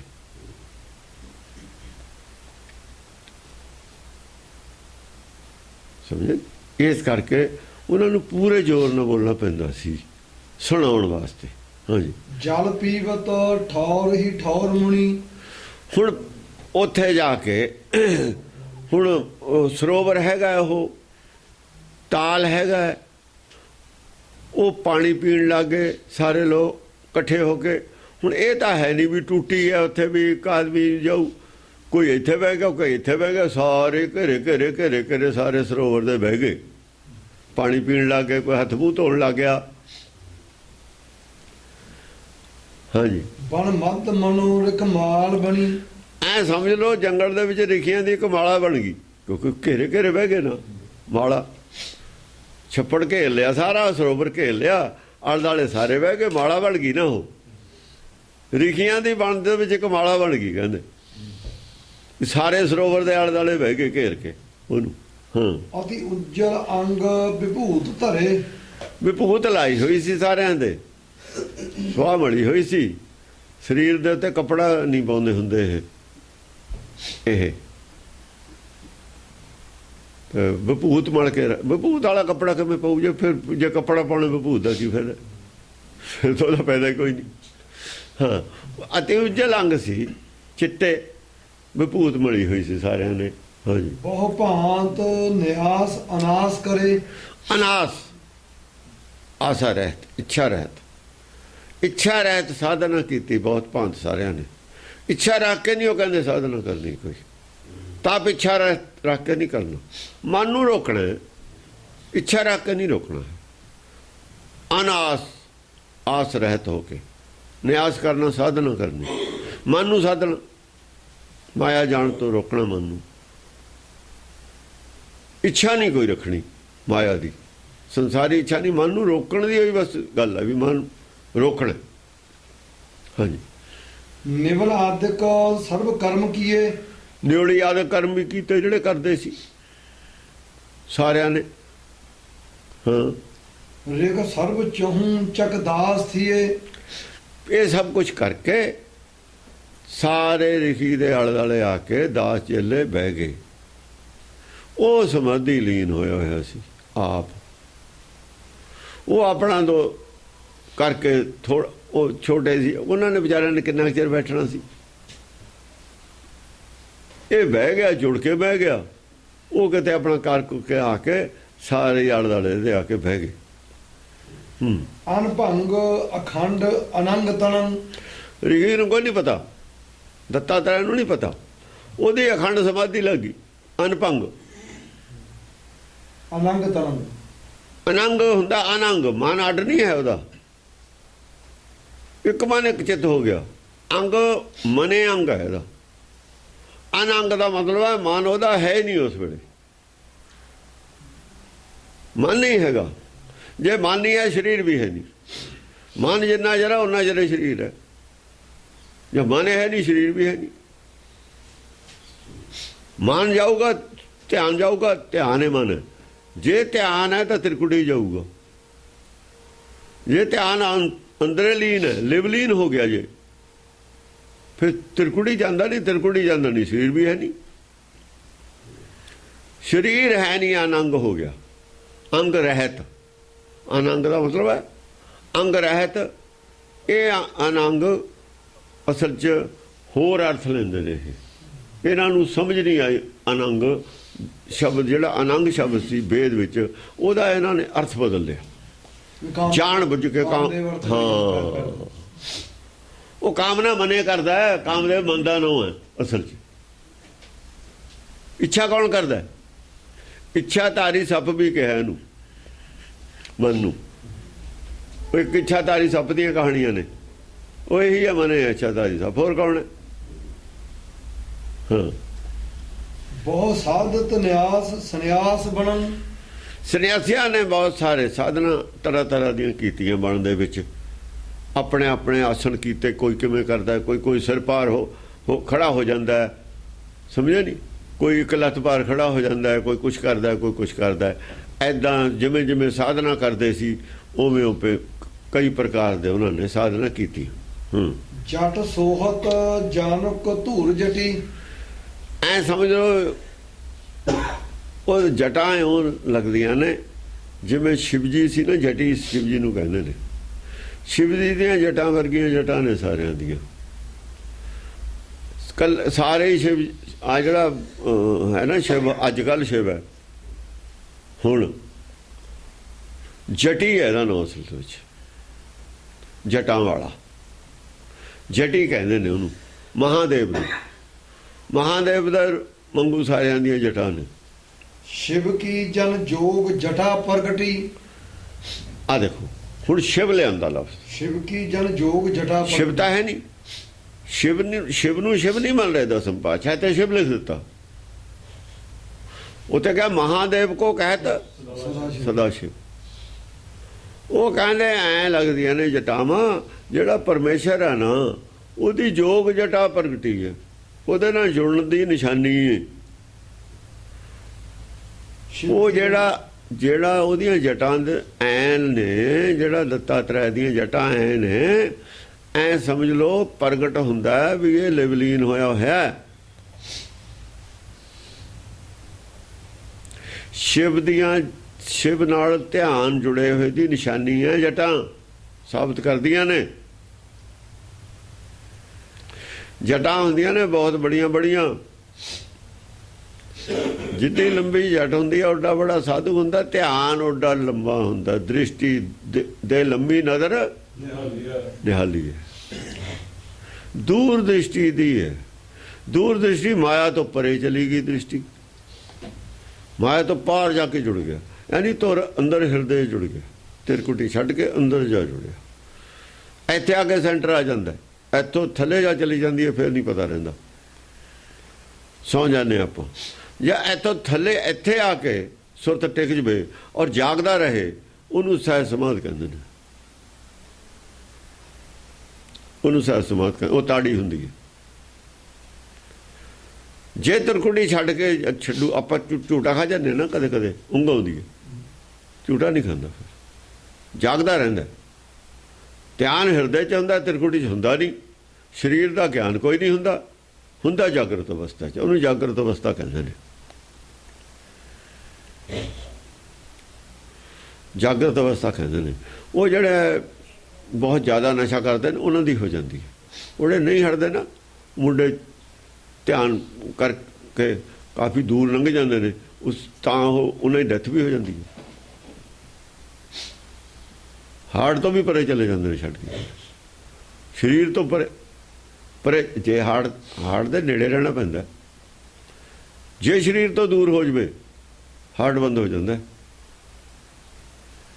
ਹਾਰਟ ਇਹਨੇ ਹੀ ਚਲਾਉਣਾ ਆਪ। ਉੱਥੇ ਜਿਹੜੇ ਸਰੀਰ ਛੱਡ ਦਿੰਦੇ ਨੇ ਨਾ ਆਪਣੇ, ਜੋਗੀ ਕਈ ਸਰੀਰ ਛੱਡ ਦਿੰਦੇ ਨੇ ਆਪਣੀ ਮਰਜ਼ੀ ਨਾਲ, ਐਂ ਛੱਡ ਦਿੰਦੇ ਸਰੀਰ। ਇੱਕ ਪ੍ਰਕਿਰਿਆ ਹੈ, ਛੱਡਿਆ ਜਾ ਸਕਦਾ ਸਰੀਰ, ਕੋਈ ਬਹੁਤ ਬੜੀ ਗੱਲ ਨਹੀਂ ਹੈ। ਹਾਂਜੀ। ਸ਼ਿਵ ਤੇ ਜਨ ਗੰਗ ਤਰੰਗ ਛੁਟੇ। ਸ਼ਿਵ ਤੇ ਜਾਣੀ, ਇਹ ਗੰਗ ਤਰੰਗ ਪਰਮੇਸ਼ਰ ਤੋਂ ਛੁੱਟੀ ਹੈ, ਤਰੰਗ ਆ ਰਹੀ ਹੈ ਉਹਨੂੰ, ਜਿਹੜੀ ਉੱਥੋਂ ਆ ਰਹੀ ਹੈ ਨਾ, ਉੱਥੋਂ ਜੋਤ, ਉੱਥੋਂ ਸੋਝੀ ਆ ਰਹੀ ਹੈ। ਗੰਗ ਤਰੰਗ ਕੀ ਹੁੰਦਾ? ਸੋਝੀ, ਗਿਆਨ ਦੀ ਗੰਗਾ। ਸੋਝੀ ਅੰਦਰੋਂ ਹੋ ਰਹੀ ਹੈ, ਜਿਉਂ ਜਿਉਂ ਜੁੜਿਆ ਹੋਇਆ ਅੰਦਰ, ਤਿਉਂ ਤਿਉਂ ਉਹਨੂੰ ਸੋਝੀ ਹੋ ਰਹੀ ਹੈ ਆਪੇ ਅੰਦਰੋਂ। ਸੋਝੀ ਅੰਦਰੋਂ ਹੀ ਹੋਣੀ ਹੈ। ਜਿਹੜੇ ਲੋਕ ਖੋਜ ਕਰਦੇ ਨੇ ਅੰਦਰ ਜੁੜ ਕੇ, ਉਹਨਾਂ ਨੂੰ ਸੋਝੀ ਅੰਦਰੋਂ ਹੀ ਆਉਂਦੀ ਹੈ। ਉਹੀ ਗੰਗ ਤਰੰਗ ਹੈ। ਇਹਨਾਂ ਨੇ ਕਹਿਤਾ ਜਿਹੜਾ ਮਹਾਦੇਵ ਹੈ ਉਹਦੇ ਜਟਾਂ 'ਚੋਂ ਗੰਗਾ ਨਿਕਲੀ ਹੈ। ਉਹ ਇਹਦੇ ਕਾਹਨੂੰ ਨਿਕਲੀ ਹੈ? ਆਹ ਜਿਹੜਾ ਛਿਵ ਹੈ ਉੱਥੋਂ ਨਿਕਲੀ ਹੈ ਗੰਗਾ। ਗਿਆਨ ਕਿੱਥੋਂ ਆਉਂਦਾ? ਦਰਗਾਹ 'ਚੋਂ। ਕਿਵੇਂ ਆਉਂਦਾ? ਹੁਕਮ ਨਾਲ, ਤੁਰਕੀ ਬਾਣੀ ਨਾਲ। ਸੋਝੀ ਜਿਹਨੂੰ ਆਉਂਦੀ ਹੈ ਅੰਦਰੋਂ ਆਉਂਦੀ ਹੈ। ਉਹ ਅੰਦਰ ਜਾ ਜੁੜਦਾ, ਗੰਗ ਤਰੰਗ ਉੱਥੇ ਹੁੰਦੀ ਹੈ। ਉਹ ਗੰਗ ਤਰੰਗ ਹੈ। ਗੰਗ ਨਾਲ ਤਰੰਗ ਲਿਖਿਆ ਹੋਇਆ ਨਾਲ। ਸੋਝੀ ਮਾਇਆ ਦੀ ਹੋ ਰਹੀ ਹੈ, ਜੇ ਉੱਪਰ ਨਹੀਂ ਹੋ ਰਹੀ। ਤਿੰਨ ਰੰਗਾਂ ਦੀ ਹੋਈ ਹੈ ਵਿੱਚ। ਤਰੰਗ ਹੈ ਨਾ, ਇੱਕ ਰੰਗ ਨਹੀਂ ਹੈ। ਹਾਂ, ਇੱਕ ਰੰਗ ਨਹੀਂ ਹੈ, ਬਹੁਰੰਗੀ ਹੈ ਹਲੇ। ਇਹ ਹੋਏ ਜਨ ਜੋਗ ਜਟਾ ਪ੍ਰਗਟੇ। ਹਾਂ, ਇਹ ਹੋਏ ਜਨ ਜੋਗ ਜਟਾ ਪ੍ਰਗਟੇ। ਇਹ ਸਮਝ ਲਓ ਐਸਾ ਜੋਗ ਹੈ, ਜਟਾਂ, ਜਟੀ ਦਾ ਜੋਗ ਹੈ, ਮਤਲਬ ਹੈ ਸ਼ਿਵ ਦਾ ਜੋਗ ਪ੍ਰਗਟ ਹੋਇਆ। ਇਹ ਸਮਝ ਲਓ ਇੱਥੋਂ ਸ਼ਿਵ ਵਾਲਾ ਜੋਗ ਹੈ ਜਿਹੜਾ ਸ਼ੁਰੂ ਹੋਇਆ। ਸਮਾਧੀ ਇੱਥੋਂ ਹੀ ਚੱਲੀ ਹੈ।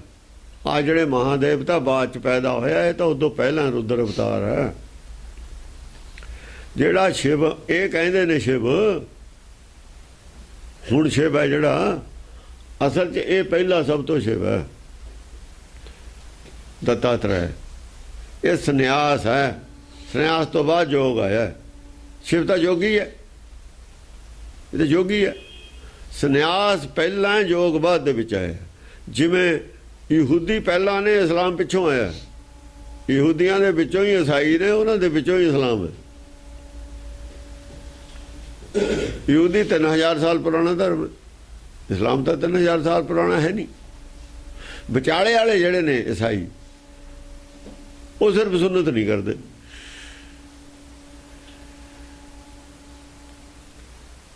ਕੁਛ ਕਰਦੇ ਨੇ, ਕੁਛ ਨਹੀਂ ਵੀ ਕਰਦੇ ਉਹਨਾਂ 'ਚ। ਇਸਲਾਮ ਵਾਲਿਆਂ ਨੇ ਫਿਰ ਸ਼ੁਰੂ ਕਰਤੀ ਸੁਨਨਤ। ਯਹੂਦੀ ਔਰ ਇਸਲਾਮ ਵਾਲੇ ਲੜਦੇ ਵੀ ਨੇ, ਪਰ ਹੈ ਕੋਈ ਪਿੱਛੇ ਜਾ ਕੇ।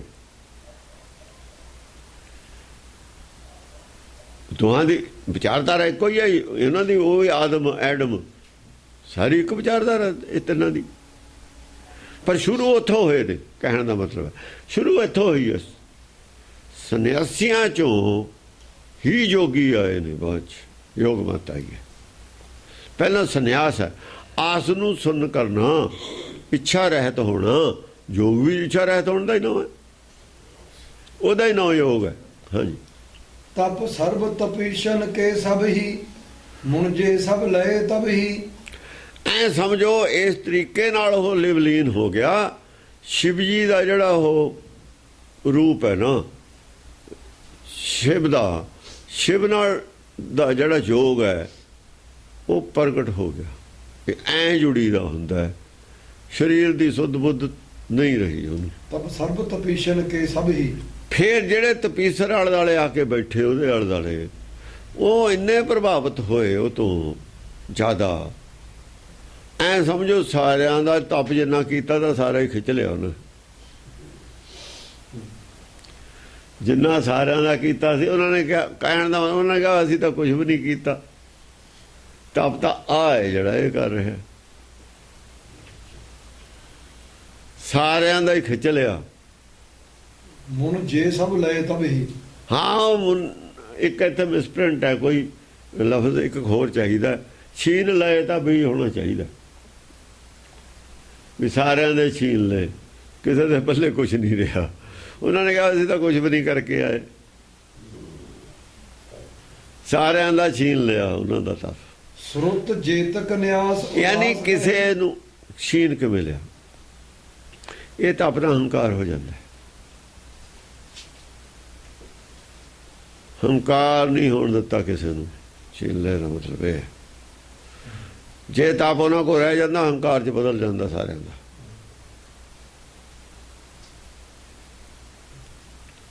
ਉਹਨਾਂ ਦਾ ਹੰਕਾਰ ਤੋੜ ਦਿੱਤਾ, ਹੰਕਾਰ ਨਹੀਂ ਹੋਣ ਦਿੱਤਾ। ਇੰਨਾ ਲਿਵਲੀਨ ਹੋ ਕੇ ਬਹਿ ਗਿਆ। ਉਹਨਾਂ ਦਾ ਤਪ ਰਿਹਾ ਹੀ ਨਹੀਂ ਕੋਲ। ਉਹਨਾਂ ਨੇ ਆਪਣਾ ਸਮਝਿਆ ਸੀ ਕੁਝ ਕੀਤਾ ਹੀ ਨਹੀਂ। ਜੇ ਕੁਝ ਕੀਤਾ ਹੁੰਦਾ ਤਾਂ ਉਹਦਾ ਹੰਕਾਰ ਹੁੰਦਾ। ਬਹੁਤ ਗਹਿਰੀ ਗੱਲ ਹੈ। ਇਹਦੇ 'ਚ ਹੋਰ ਤਰ੍ਹਾਂ ਦੀ ਗਹਿਰਾਈ ਹੈ। ਦਸਮ ਦੀ ਬਾਣੀ 'ਚ ਹੋਰ ਤਰ੍ਹਾਂ ਦੀ ਗੱਲ ਬੁਝਾਰਤਾਂ ਨੇ ਇੱਥੇ। ਉਹਨਾਂ ਦੇ ਖੋਲੇ ਵੀ ਹੰਕਾਰ ਨਾ ਹੋ ਜਾਵੇ ਕਿਸੇ ਨੂੰ।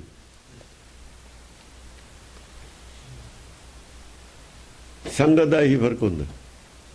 ਜੇ ਕੱਲਾ ਕੱਲਾ ਕਰੇ ਉਹਨੂੰ ਹੰਕਾਰ ਹੋ ਜਾਂਦਾ। ਜਿੱਥੇ ਸੂਰਜ ਹੁੰਦਾ ਉੱਥੇ ਚੰਦਰਮੇ ਤਾਰੇ ਹੁੰਦੇ ਨੇ, ਦਿਨ ਨੂੰ ਦਿੰਦੇ ਹੀ ਨਹੀਂ, ਬੇਅਸਰ। ਸੂਰਜ ਦੇ ਕੋਲ ਰਹਿਣਾ ਦੇ ਨਾਲ ਜੋਤ ਵੱਧਦੀ ਹੈ, ਹੰਕਾਰ ਨਹੀਂ ਹੁੰਦਾ। ਸੂਰਜ ਵਰਗਾ ਹੀ ਹੋਊ ਤਾਂ ਪ੍ਰਗਟ ਹੋਊ। ਉਹਨੂੰ ਪਤਾ ਵੀ ਮੇਰਾ ਟਾਰਗੇਟ ਸੂਰਜ ਹੈ। ਨਹੀਂ, ਟਾਰਗੇਟ ਦਾ ਹੀ ਨਹੀਂ ਪਤਾ ਰਹਿੰਦਾ ਮੇਰਾ ਟਾਰਗੇਟ ਹੈ ਕਿ ਮੈਂ ਪੂਰਾ, ਸਭ ਕੋ ਪੂਰਾ ਆਪੇ ਹੋਗਾ, ਆਪੋ ਹੋ। ਹਰ ਕੋਈ ਮੰਨ ਲੈਂਦਾ ਛੇਤੀ ਮੈਂ ਪੂਰਾ। ਸਾਰੇ ਸੰਤ ਬਣਨੀ ਬੈਠੇ ਅਸੀਂ ਸੰਤ। ਜੇ ਕੋਈ ਸੰਤ ਹੋਵੇ ਫਿਰ ਕੋਈ ਵੀ ਨਹੀਂ ਮੰਨਦਾ ਮੈਂ ਸੰਤ। ਇਹਨਾਂ 'ਚ ਇੱਕ ਵੀ ਸੰਤ ਹੁੰਦਾ ਕੋਈ ਮੰਨਦਾ ਹੀ ਨਾ ਹੋਇਆ। ਸਾਰੇ ਹੀ ਨੇ ਬੈਠੇ ਇਹਦੇ ਨਾਲ, ਫੌਜ ਬੈਠੀ ਹੈ ਪੂਰੀ ਸੰਤਾਂ ਦੀ, ਜੋਗੀਆਂ ਦੀ। ਸਾਰਿਆਂ ਨੇ ਤਪ ਖਿੱਚ ਲੈਣਾ, ਕੋਈ ਮੰਨੇ ਹੀ ਨਾ ਵੀ ਅਸੀਂ ਹੈਗੇ। ਹੈ ਉਹ ਕੋਈ ਨਹੀਂ। ਇੱਕੋ ਥੈਲੀ ਦੇ ਚਿੱਟੇ ਪੱਟੇ ਨੇ ਸਾਰੇ। ਚਿੱਟਾ ਚੋਲਾ ਪਾ ਲਿਆ, ਸੰਤ ਬਣ ਗਿਆ। 20 ਤੇ 50 ਸੰਤ ਇਕੱਠੇ ਕਰ ਲਏ, ਉਹਨਾਂ ਤੇ ਮਨਜ਼ੂਰੀ ਲੈ ਲਈ। ਹਾਂ ਵੀ ਤੂੰ ਵੀ ਸੰਤ ਆ, ਕੋਈ ਨਹੀਂ, ਲਿਖੀ ਜਾ ਸੰਤ, ਅਸੀਂ ਕੁਝ ਨਹੀਂ ਕਹਿੰਦੇ ਤੈਨੂੰ। ਉਹਨਾਂ ਦੀ ਸੇਵਾ ਬਾਣੀ ਕਰਤਾ। ਹਾਂਜੀ। ਸੁਰਤ ਜੇਤਕ ਨਿਆਸ ਉਦਾਸ ਕਹੇ।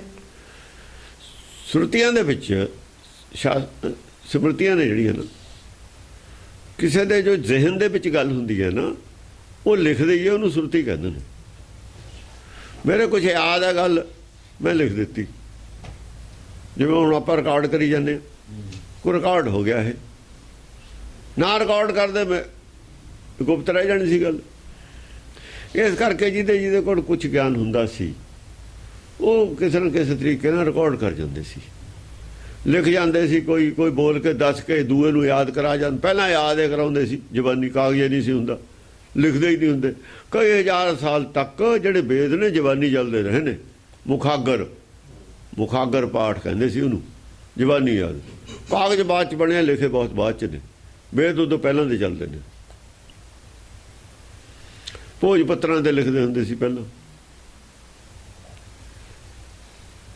ਸ਼ਰੂਤੀਆਂ ਦੇ ਵਿੱਚ ਜੋ ਕੁਝ ਲਿਖੇ ਹੋਏ ਨੇ ਨਾ ਸਾਧਨਾ ਦੇ, ਸੁਰਤ ਜੇਤਕ ਨਿਆਸ ਉਦਾਸ ਜਿੰਨੇ ਕਹੇ। ਨਿਆਸ ਮਨ ਨੂੰ ਉਦਾਸ ਕਰਨ ਵਾਸਤੇ, ਉੱਚਾ ਚੁੱਕਣ ਵਾਸਤੇ ਕਹੇ ਹੋਏ ਨੇ ਸਾਧਨ, ਮਨ ਸਾਧਨ ਦੇ ਜਿੰਨੇ ਵੀ ਤਰੀਕੇ ਦੱਸੇ ਹੋਏ ਨੇ ਸਾਧਨਾ ਦੇ, ਸਭ ਹੀ ਰਿਖ ਅੰਗਨ ਜਾਣ ਲਏ। ਅਗਨ ਹੈ, ਉਂਗਨ ਨਹੀਂ ਹੈ। ਟਿੱਪੀ ਹੈ। ਹਾਂ ਗਲਤ ਲਿਖੀ ਹੋਈ, ਅੰਗਨ ਨਹੀਂ, ਅਗਨ। ਉਹ ਪਹਿਲਾਂ ਹੀ ਜਾਣ ਲਏ ਉਹਨੇ ਲਿਖਣ ਤੋਂ, ਸ਼ਰੂਤੀਆਂ ਬਾਅਦ 'ਚ ਬਣੀਆਂ ਨੇ। ਅਗਨ ਗੋਂ, ਉਦੋਂ ਗਾਂ ਵੀ ਜਾਣ ਲਏ ਉਹਨੇ, ਜੋ ਸੁਰਤੀਆਂ 'ਚ ਲਿਖੇ ਨੇ ਇਦੋਂ ਵੀ ਗਾਂ ਜਾਣ ਲਏ ਉਹਨੇ। ਕਿੱਥੋਂ? ਲਿਵ ਜੁੜੀ ਹੋਈ ਹੈ ਨਾ, ਗੰਗ ਤਰੰਗ ਛੁੱਟੀ ਹੋਈ ਹੈ। ਉਹ ਗੰਗ ਤਰੰਗ ਦੇ ਨਾਲ ਜਾਣ ਲਏ ਨਾ। ਖੋਜੀ ਹੈ ਇਹ, ਖੋਜ ਹੈ ਇਹ। ਜਿਹੜਾ ਅੰਦਰ ਧਿਆਨ, ਅੰਤਰ ਧਿਆਨ ਹੋਣਾ, ਖੋਜ ਹੈ। ਵਿਚਾਰ ਨਾ ਖੋਜ ਹੈ, ਖੋਜੀ ਹੈ। ਖੋਜੀ ਕੋਈ ਚੀਜ਼ ਖੋਜਦਾ ਤਾਂ ਫਿਰ ਲਿਖਦਾ ਬਾਅਦ ਦੇ ਵਿੱਚ। ਉਹਨੇ ਅੱਗੋਂ ਹੀ ਜਾਣ ਲਏ ਸੀ, ਪਹਿਲਾਂ ਲਿਖੇ ਤਾਂ ਬਾਅਦ 'ਚ ਨੇ।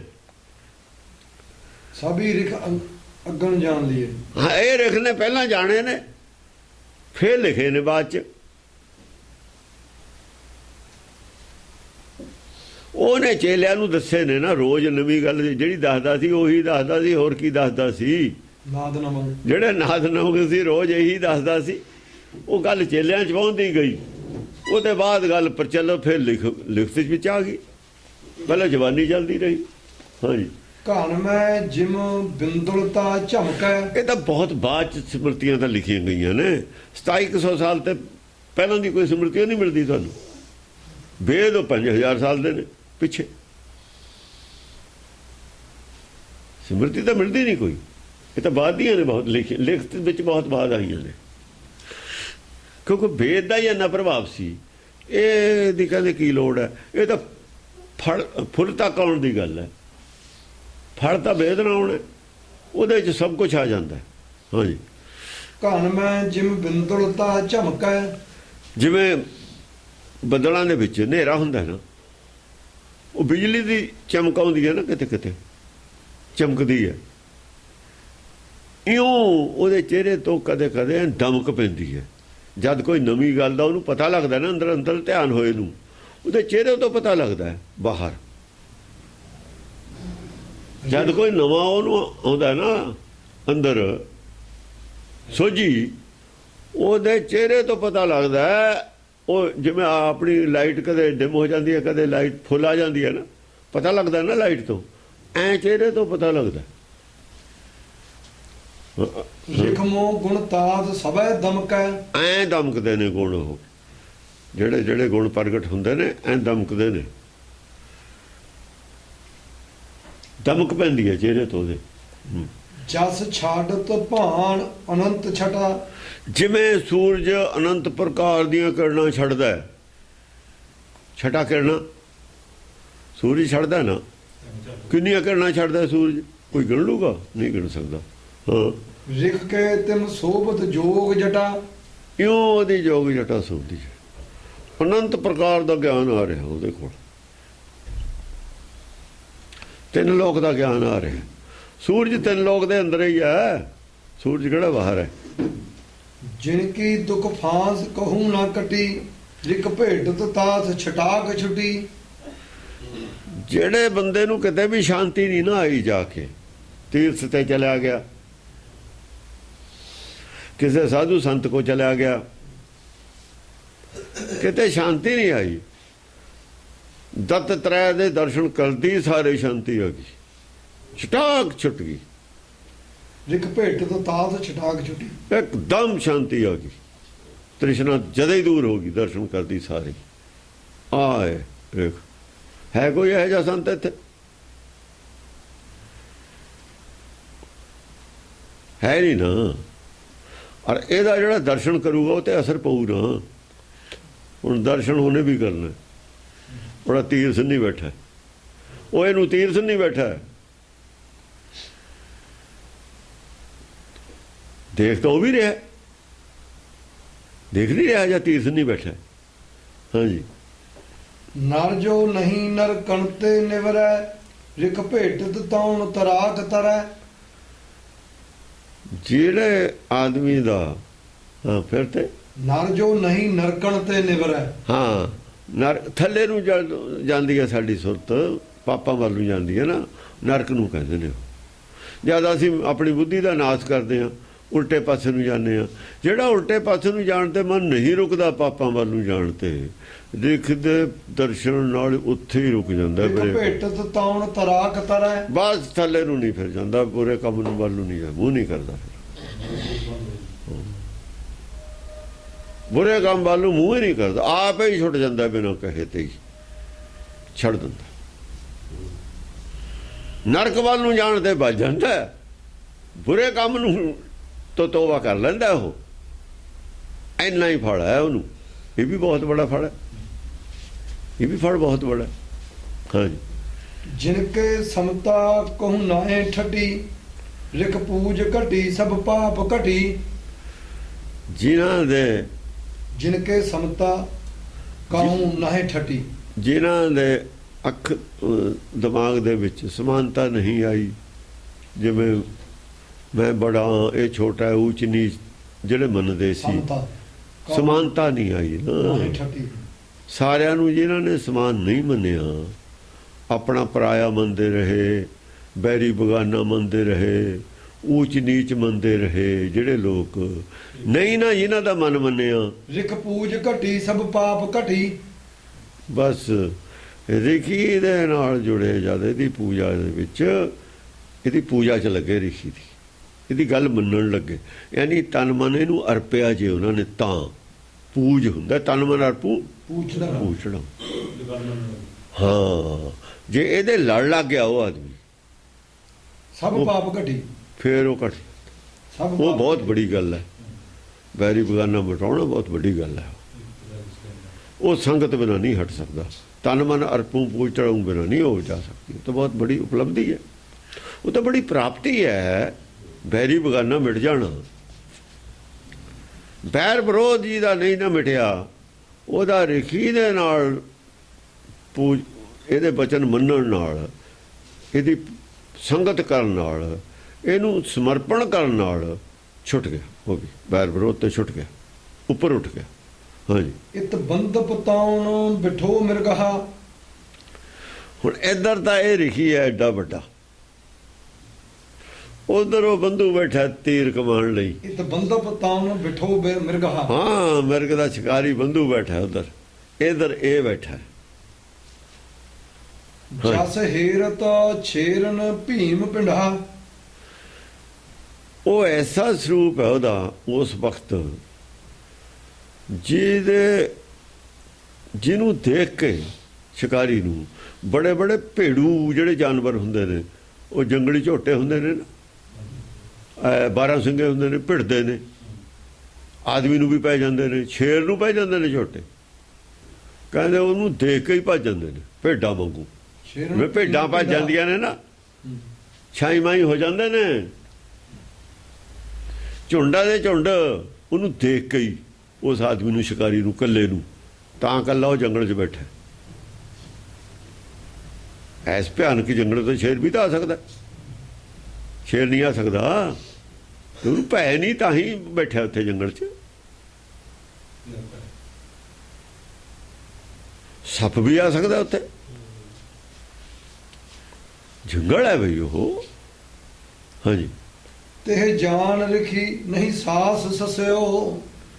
ਉਹਨੇ ਦੇਖਿਆ ਵੀ ਦੇਖੀ ਇਉਂ ਸੀਗਾ ਵੀ ਸਾਹ ਨਹੀਂ ਲੈ ਰਿਹਾ, ਉਹ ਤਾਂ ਇਉਂ ਆ ਬੈਠਾ ਸੀ ਸਮਾਧੀ 'ਚ, ਵੀ ਜਾਣੀ ਸਾਹ ਨਹੀਂ ਲੈ ਆ ਰਿਹਾ ਸੀ ਉਹਨੂੰ। ਰਿਸ਼ੀ ਸਾਹ ਲੈਂਦਾ ਆਦਮੀ ਹਿਲਦਾ ਨਾ ਥੋੜਾ ਜਿਹਾ, ਸਾਹ ਚੱਲਦਾ ਨਹੀਂ ਸੀ ਲੱਗਦਾ ਰਿਸ਼ੀ ਦਾ। ਐਸੀ ਸਮਾਧੀ ਲਿਵਲੀਨ ਹੋਇਆ ਬੈਠਾ ਸੀ। ਨਹੀਂ ਸ਼ਿਕਾਰੀ ਦਾ ਤੇ ਜਾਨ ਲਿਖੀ ਨਹੀਂ ਸਾਸ ਸਸਿਓ। ਹਾਂ, ਐ ਸਮਝ ਲਓ ਰਿਸ਼ੀ ਇੰਨਾ ਲੈਵਲੀਨ ਸੀ, ਉਹਨੂੰ ਸਾਹ ਨਹੀਂ ਸੀ ਚੱਲਦਾ, ਪਤਾ ਲੱਗਦਾ ਕਿਸੇ ਨੂੰ ਕਿ ਸਾਹ ਵੀ ਚੱਲਦਾ। ਮ੍ਰਿਗ ਜਾਨ ਮੁਨੀ ਕੋ ਬਾਣ ਕਸਿਓ। ਉਹਨੇ ਮਿਰਗ ਸਮਝ ਲਿਆ ਵੀ ਮਿਰਗ, ਉਹਨੇ ਉਹਦੇ ਤੈਨੂੰ ਨਿਸ਼ਾਨਾ ਸਾਧ ਲਿਆ।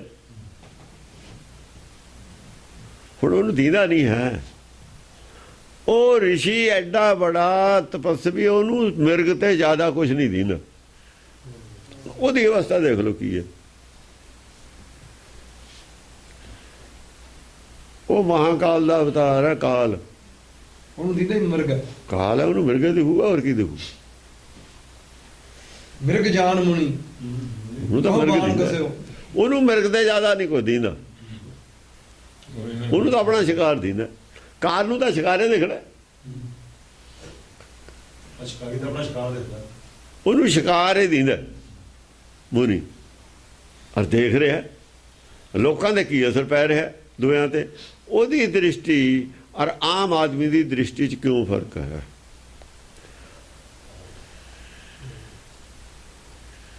ਕੀ ਉਹ ਪਾਪੀ ਹੈ, ਅਪਰਾਧੀ ਹੈ? ਇਹਦਾ ਫੈਸਲਾ ਗਾਹਾਂ ਹੁਣ ਰਿਸ਼ੀ ਕਰੂਗਾ। ਉਹ ਕੌਣ ਹੈ? ਇਹ ਜਿਹੜੇ ਲੋਕ ਨੇ, ਹੁਣ ਪੰਡਤ ਨਹੀਂ ਇਹਦਾ ਫੈਸਲਾ ਕਰ ਸਕਦਾ, ਸੰਤ ਨਹੀਂ ਕਰ ਸਕਦੇ।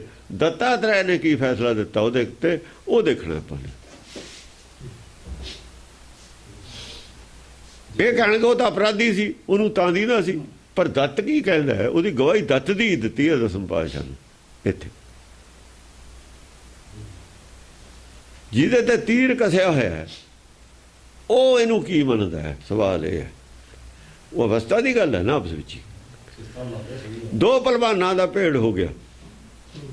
ਉਹਦੀ ਆਪਣੀ ਸਮਾਧੀ ਹੈ, ਉਹਦੀ ਤਾੜੀ ਹੈ, ਇਹਦੀ ਸਮਾਧੀ ਹੈ, ਸੁੰਨ ਸਮਾਧ ਹੈ। ਤਾੜੀ ਔਰ ਸਮਾਧੀ ਦੀ ਗੱਲ ਹੈ ਹੁਣ ਇੱਥੇ। ਤਾੜੀ ਔਰ ਸਮਾਧੀ ਦਾ ਮੈਂ ਫਰਕ ਨਹੀਂ ਦੱਸ ਕੇ ਹਟਿਆ। ਕਿਉਂ ਦੱਸਿਆ ਸੀ? ਉਹਦਾ ਨਾਮ ਹੀ ਰੱਖਿਆ ਸੀ ਸੁੰਨ ਸਮਾਧ ਬਣਾਓ ਸੀ। ਉਹ ਤਾੜੀ ਲਾਈ ਬੈਠਾ ਹੈ।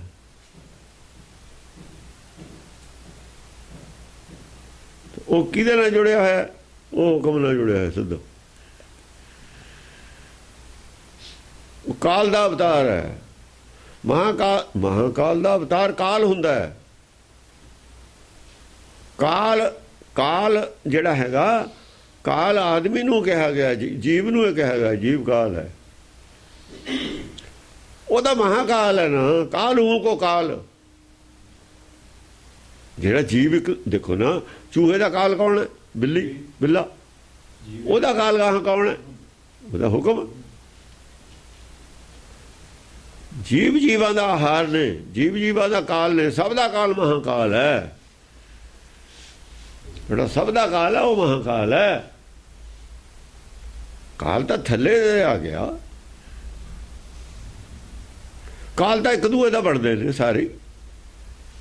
ਜੀਆਂ ਦਾ ਆਹਾਰ ਜੀ ਨੇ ਜਦ। ਹਾਂਜੀ। ਸਰ ਪੇਖ ਸਭੈ ਤੇ ਸਾਧ ਕਹੈ। ਜਦੋਂ ਉਹਨਾਂ ਨੇ ਸੰਦਾਂ ਨੇ ਦੇਖਿਆ, ਕਿਤੇ ਉਹਨਾਂ ਦੀ ਨਿਗਾਹ ਚਲੀ ਗਈ ਤੀਰ ਵਾਲੇ ਵੱਲ, ਕਿਸੇ ਨੇ ਦੇਖ ਲਿਆ, ਉਹਨਾਂ ਨੇ ਰੌਲਾ ਪਾਤਾ।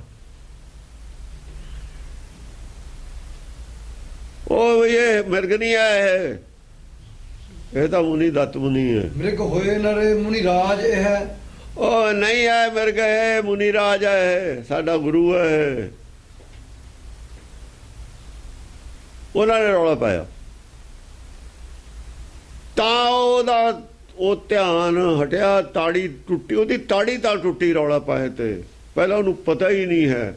ਇੰਨਾ ਲੈਵਲੀਨ ਸੀ ਇਹਨਾਂ ਦਾ ਰੌਲਾ। ਉਹਨੇ ਨਹੀਂ ਸੁਣਿਆ ਵੀ ਆ ਗਏ ਇੱਥੇ ਸਾਧੂ। ਜੇ ਆ ਗਏ ਸੁਣਿਆ ਹੁੰਦਾ ਤਾਂ ਮਿਰਗ ਕਿਉਂ ਸਮਝਦਾ?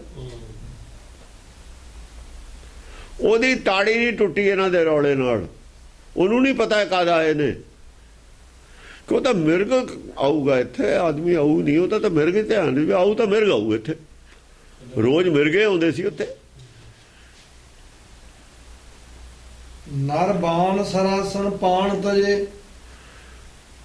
ਪਾਨ ਨਹੀਂ ਹੈਗਾ ਲਫ਼ਜ਼। ਪਾ ਲੱਗਾ ਨਾ ਲੱਗਾ। ਨਰ ਬਾਣ ਪਾਨ ਦਾ ਮਤਲਬ ਹੁੰਦਾ ਹੱਥ ਜਾਂ ਪੈਰ। ਪਾ ਨਾ ਤਜੇ ਅਰਥ ਠੀਕ ਕਰਦਾ, ਪਾਠ ਗਲਤ ਲਿਖਦਾ। ਅਰਥ ਠੀਕ ਕਰਦਾ, ਪਾਠ ਗਲਤ ਲਿਖਦਾ। ਨਰ ਬਾਣ ਸਰਾਸਨ ਪਾ ਨਾ ਤਜੇ। ਹਾਂ, ਪਾ ਨਾ ਤਜੇ। ਜੋ ਫੜੇ ਹੋਏ ਸੀ ਉਹਦੇ ਬਾਣ ਔਰ ਧਨਸ, ਛੱਡੇ ਨਹੀਂ ਉਹਨੇ ਹੱਥ ਚੋਂ, ਉਹ ਵੀ ਰੱਖੇ, ਘਬਰਾਇਆ ਨਹੀਂ ਹੈ ਉਹ। ਹਾਂ, ਅਸ ਦੇਖ ਦ੍ਰਿੜੰ ਮੁਨ ਰਾਜ ਲਜੇ। ਐਸਾ ਦੇਖ ਕੇ ਮੁਨੀ ਦਾ ਸਮਾਧੀ ਖੁੱਲ ਗਈ, ਉਹ ਉੱਠ ਕੇ ਖੜਾ ਹੋ ਗਿਆ, ਮੁਨੀ ਰਾਜ ਲਜੇ। ਖੜਾ ਹੋ ਕੇ ਆ ਗਿਆ ਉਹ ਵੀ, ਇਹ ਆਦਮੀ ਨੇ ਇੰਨੇ ਇੱਥੇ ਆਏ ਹੋਏ ਭੀੜ, ਇੱਥੇ ਮਿਰਗ ਨੇ ਕਿੱਥੇ ਆਉਣਾ। ਉਹ ਨਿਕਲ ਕੇ ਉੱਥੋਂ ਬਾਹਰ ਆ ਗਿਆ, ਉਵੇਂ ਹੀ ਤੀਰ ਕਮਾਨ ਹੱਥ 'ਚ ਹੈ। ਉਹਦਾ ਦੇਖ ਕੇ ਵੀ ਇਹ ਘਬਰਾਇਆ ਨਹੀਂ। ਇਹ ਮੁਨੀ ਜਿਹੜਾ ਸੀਗਾ ਉਹਨੂੰ ਸ਼ਰਮ ਆਈ ਵੀ ਇਹਦੀ ਅਵਸਥਾ ਉਹੀ ਹੈ, ਘਬਰਾਹਟ ਕੋਈ ਨਹੀਂ ਵੀ ਮੇਰੇ ਤੇ ਕੀ ਗਲਤੀ ਹੋਣ ਲੱਗੀ ਸੀ, ਮੈਂ ਕਿਹਦੇ ਤੈਨੂੰ ਤੀਰ ਖਿੱਚਿਆ ਹੈ। ਇਹ ਸਾਧੂ ਹੈ, ਇਹ ਬੰਦਾ ਕੀ ਹੈ, ਇਹ ਬੰਦਾ ਤਾਂ ਹੈ ਨਹੀਂ, ਸਧਾਰਨ ਬੰਦਾ ਤਾਂ ਹੈ ਨਹੀਂ ਹੈ। ਸਧਾਰਨ ਆਦਮੀ ਤਾਂ ਉੱਦਾਂ ਹੀ ਹੋਸ਼ ਗੁੰਮ ਹੋ ਜਾਂਦੇ ਨੇ, ਕੀ ਹੋਣ ਲੱਗਿਆ ਸੀ ਮੇਰੇ ਤੇ। ਫਿਰ ਇੱਕ ਸਾਧੂ ਦੇ ਉੱਤੇ ਅਪਰਾਧ ਹੋਣ ਲੱਗਿਆ ਸੀ। ਮੁਨੀ ਰਾਜ ਨੂੰ ਸ਼ਰਮ ਆਈ ਵੀ ਇਹ ਕੀ, ਮੈਨੂੰ ਇਹ ਮਿਰਗ ਸਮਝ ਕੇ ਤੀਰ ਮਾਰਦਾ। ਇਹ ਬੰਦਾ ਨਹੀਂ ਹੈ, ਕੋਈ ਚੀਜ਼ ਹੈ, ਹੋਰ ਹੈ ਕੁਛ, ਕੋਈ ਕੌਤਕ ਹੈ, ਕੋਈ ਪਰਮੇਸ਼ਰ ਦੀ ਖੇਡ ਹੈ, ਕੌਤਕ ਹੈ। ਮੈਨੂੰ ਤਾਂ ਮਿਰਗ ਸਮਝਦਾ, ਮੈਂ ਆਪਣੇ ਆਪ ਨੂੰ ਕੀ ਸਮਝਦਾ, ਚੇਲੇ ਮੇਰੇ ਨਾਲ ਫੌਜ ਹੈ ਪੂਰੀ, ਇਹਨੂੰ ਮਿਰਗ ਦੀ ਨਾ, ਕਿਉਂ ਆਖਰ ਇਹਨੂੰ ਮੈਂ ਮਿਰਗ ਦਿਖਿਆ, ਇਹਨੂੰ ਆਪਣਾ ਸ਼ਿਕਾਰ ਦੀ ਨਾ, ਇਹ ਕੋਈ ਹੋਰ ਚੀਜ਼ ਹੈ, ਸਧਾਰਨ ਆਦਮੀ ਨਹੀਂ ਹੈ। ਹਾਂਜੀ, ਬਹੁਤੇ ਚਿਰ ਜੋ ਜਿਹ ਧਿਆਨ ਛੁਟਾ। ਉਹਦਾ ਧਿਆਨ ਕਾਫੀ ਦੇਰ ਬਾਅਦ ਛੁੱਟਿਆ ਨਾ, ਸ਼ਿਕਾਰੀ ਦਾ ਵੀ ਕਾਫੀ ਦੇਰ ਬਾਅਦ ਧਿਆਨ ਛੁੱਟਿਆ। ਉਹਨੇ ਕਹਾ ਵੀ ਸੱਚਿਓ ਆਦਮੀ, ਉਹਨੇ ਨੇੜੇ ਆ ਕੇ ਦੇਖਿਆ, ਬੇਟਾ ਏਡੀ ਫੌਜ ਕਾਦ ਆ ਗਈ, ਕਿਹੜੇ ਵੇਲੇ ਆ ਗਈ, ਇਹ ਤਾਂ ਸੱਚਿਓ ਆਦਮੀ ਨੇ। ਉਹਦਾ ਵੀ ਧਿਆਨ ਛੁੱਟਿਆ ਸ਼ਿਕਾਰੀ ਦਾ, ਉਹ ਤਾਂ ਦਿਮਾਗ 'ਚ ਮੇਰੇ ਗਏ ਬਥਾਂ ਹੀ ਬੈਠਾ। ਉਹਨੇ ਕਹਾ ਸੱਚਿਓ ਆਦਮੀ ਨੇ, ਇਹ ਕੀ ਗੱਲ, ਇਹ ਇੱਥੇ ਕਿਵੇਂ ਆ ਗਏ। ਅਵਲੋਕ ਧਰੇ ਰਿਖਪਾਲ ਜਟਾ। ਜਦ ਉਹਨੇ ਦੇਖੇ ਵੀ ਜਟਾਂ ਵਾਲੇ ਕਿੰਨੇ ਰਿਸ਼ੀ ਨੇ ਫੌਜ, ਵੀ ਇਹ ਕਿੱਥੋਂ ਆ ਗਏ ਪੈਰਾਸ਼ੂਟ ਨਾਲ ਇੱਕਦਮ ਇੱਥੇ। ਉਹ ਆਪ ਹੈਰਾਨ ਹੈ ਵੀ ਅੱਗੇ ਨਾ ਪਿੱਛੇ, ਇਹ ਜੰਗਲ ਹੈ, ਇੱਥੇ ਬਿਆਬਾਨ ਹੈ, ਇਹ ਇੱਥੇ ਕੀ ਕਰਨ ਆਏ ਨੇ। ਕਸ ਆਵਤ ਹੋ ਡਰ ਡਾਰ ਅਬੈ। ਉਹ ਕਹਿੰਦਾ ਤੁਸੀਂ ਭਲੇ ਹੋ ਲੋਕੋ, ਕਸ ਆਵਤ ਹੋ, ਤੁਸੀਂ ਕਿਉਂ ਇੱਥੇ ਜੰਗਲ 'ਚ ਆ ਗਏ, ਇਹੋ ਜਿਹੇ ਖਤਰਨਾਕ ਜੰਗਲ 'ਚ। ਤੁਹਾਨੂੰ ਪਤਾ ਨਹੀਂ ਇੱਥੇ ਕਿੰਨਾ ਖਤਰਨਾਕ ਜੰਗਲ ਹੈ, ਤੁਹਾਨੂੰ ਭੈ ਨਹੀਂ ਲੱਗੀ, ਭੈ ਛੱਡ ਕੇ ਆ ਗਏ। ਇੱਥੇ ਤਾਂ ਸ਼ੇਰ ਆ ਸਕਦਾ, ਤੁਹਾਨੂੰ ਸਾਰਿਆਂ ਨੂੰ ਮਾਰ ਦੂ, ਕੀ ਕਰੋਗੇ ਤੁਸੀਂ ਉਹਨੂੰ। ਰਿਸ਼ੀ ਦੀ ਭੂਖ ਕੱਢਤੀ ਉਹਨੂੰ ਸਾਰੀ, ਡਰ ਡਾਰ ਵੀ ਇਹ ਕੱਲਾ ਹੈ। ਮੇਰੀ ਫੌਜ ਨੂੰ ਕਹਿੰਦਾ ਵੀ ਤੁਸੀਂ ਕਿਉਂ ਆਏ ਹੋ, ਆਪ ਕੱਲਾ ਖੜਾ ਇੱਥੇ, ਇਹਨੂੰ ਮੌਤ ਦਾ ਭੈ ਹੀ ਹੈ ਨਹੀਂ। ਹੁਣ ਬੈਲੈਂਸ ਕਰੋ ਗੱਲ ਨੂੰ, ਇਹਨੂੰ। ਕਸ ਆਵਤ ਹੋ ਡਰ ਡਾਰ ਅਬੈ। ਉਹ ਕਿੱਥੇ ਡਰ ਛੱਡਿਆ, ਇਹ ਘਰ ਭੁੱਲਿਆ, ਤੁਸੀਂ ਇੱਥੇ ਆ ਗਏ, ਤੁਸੀਂ ਮੂੰਹ ਚੱਕ ਕੇ, ਤੁਹਾਨੂੰ ਪਤਾ ਜੰਗਲ ਕਿਹੋ ਜਿਹਾ।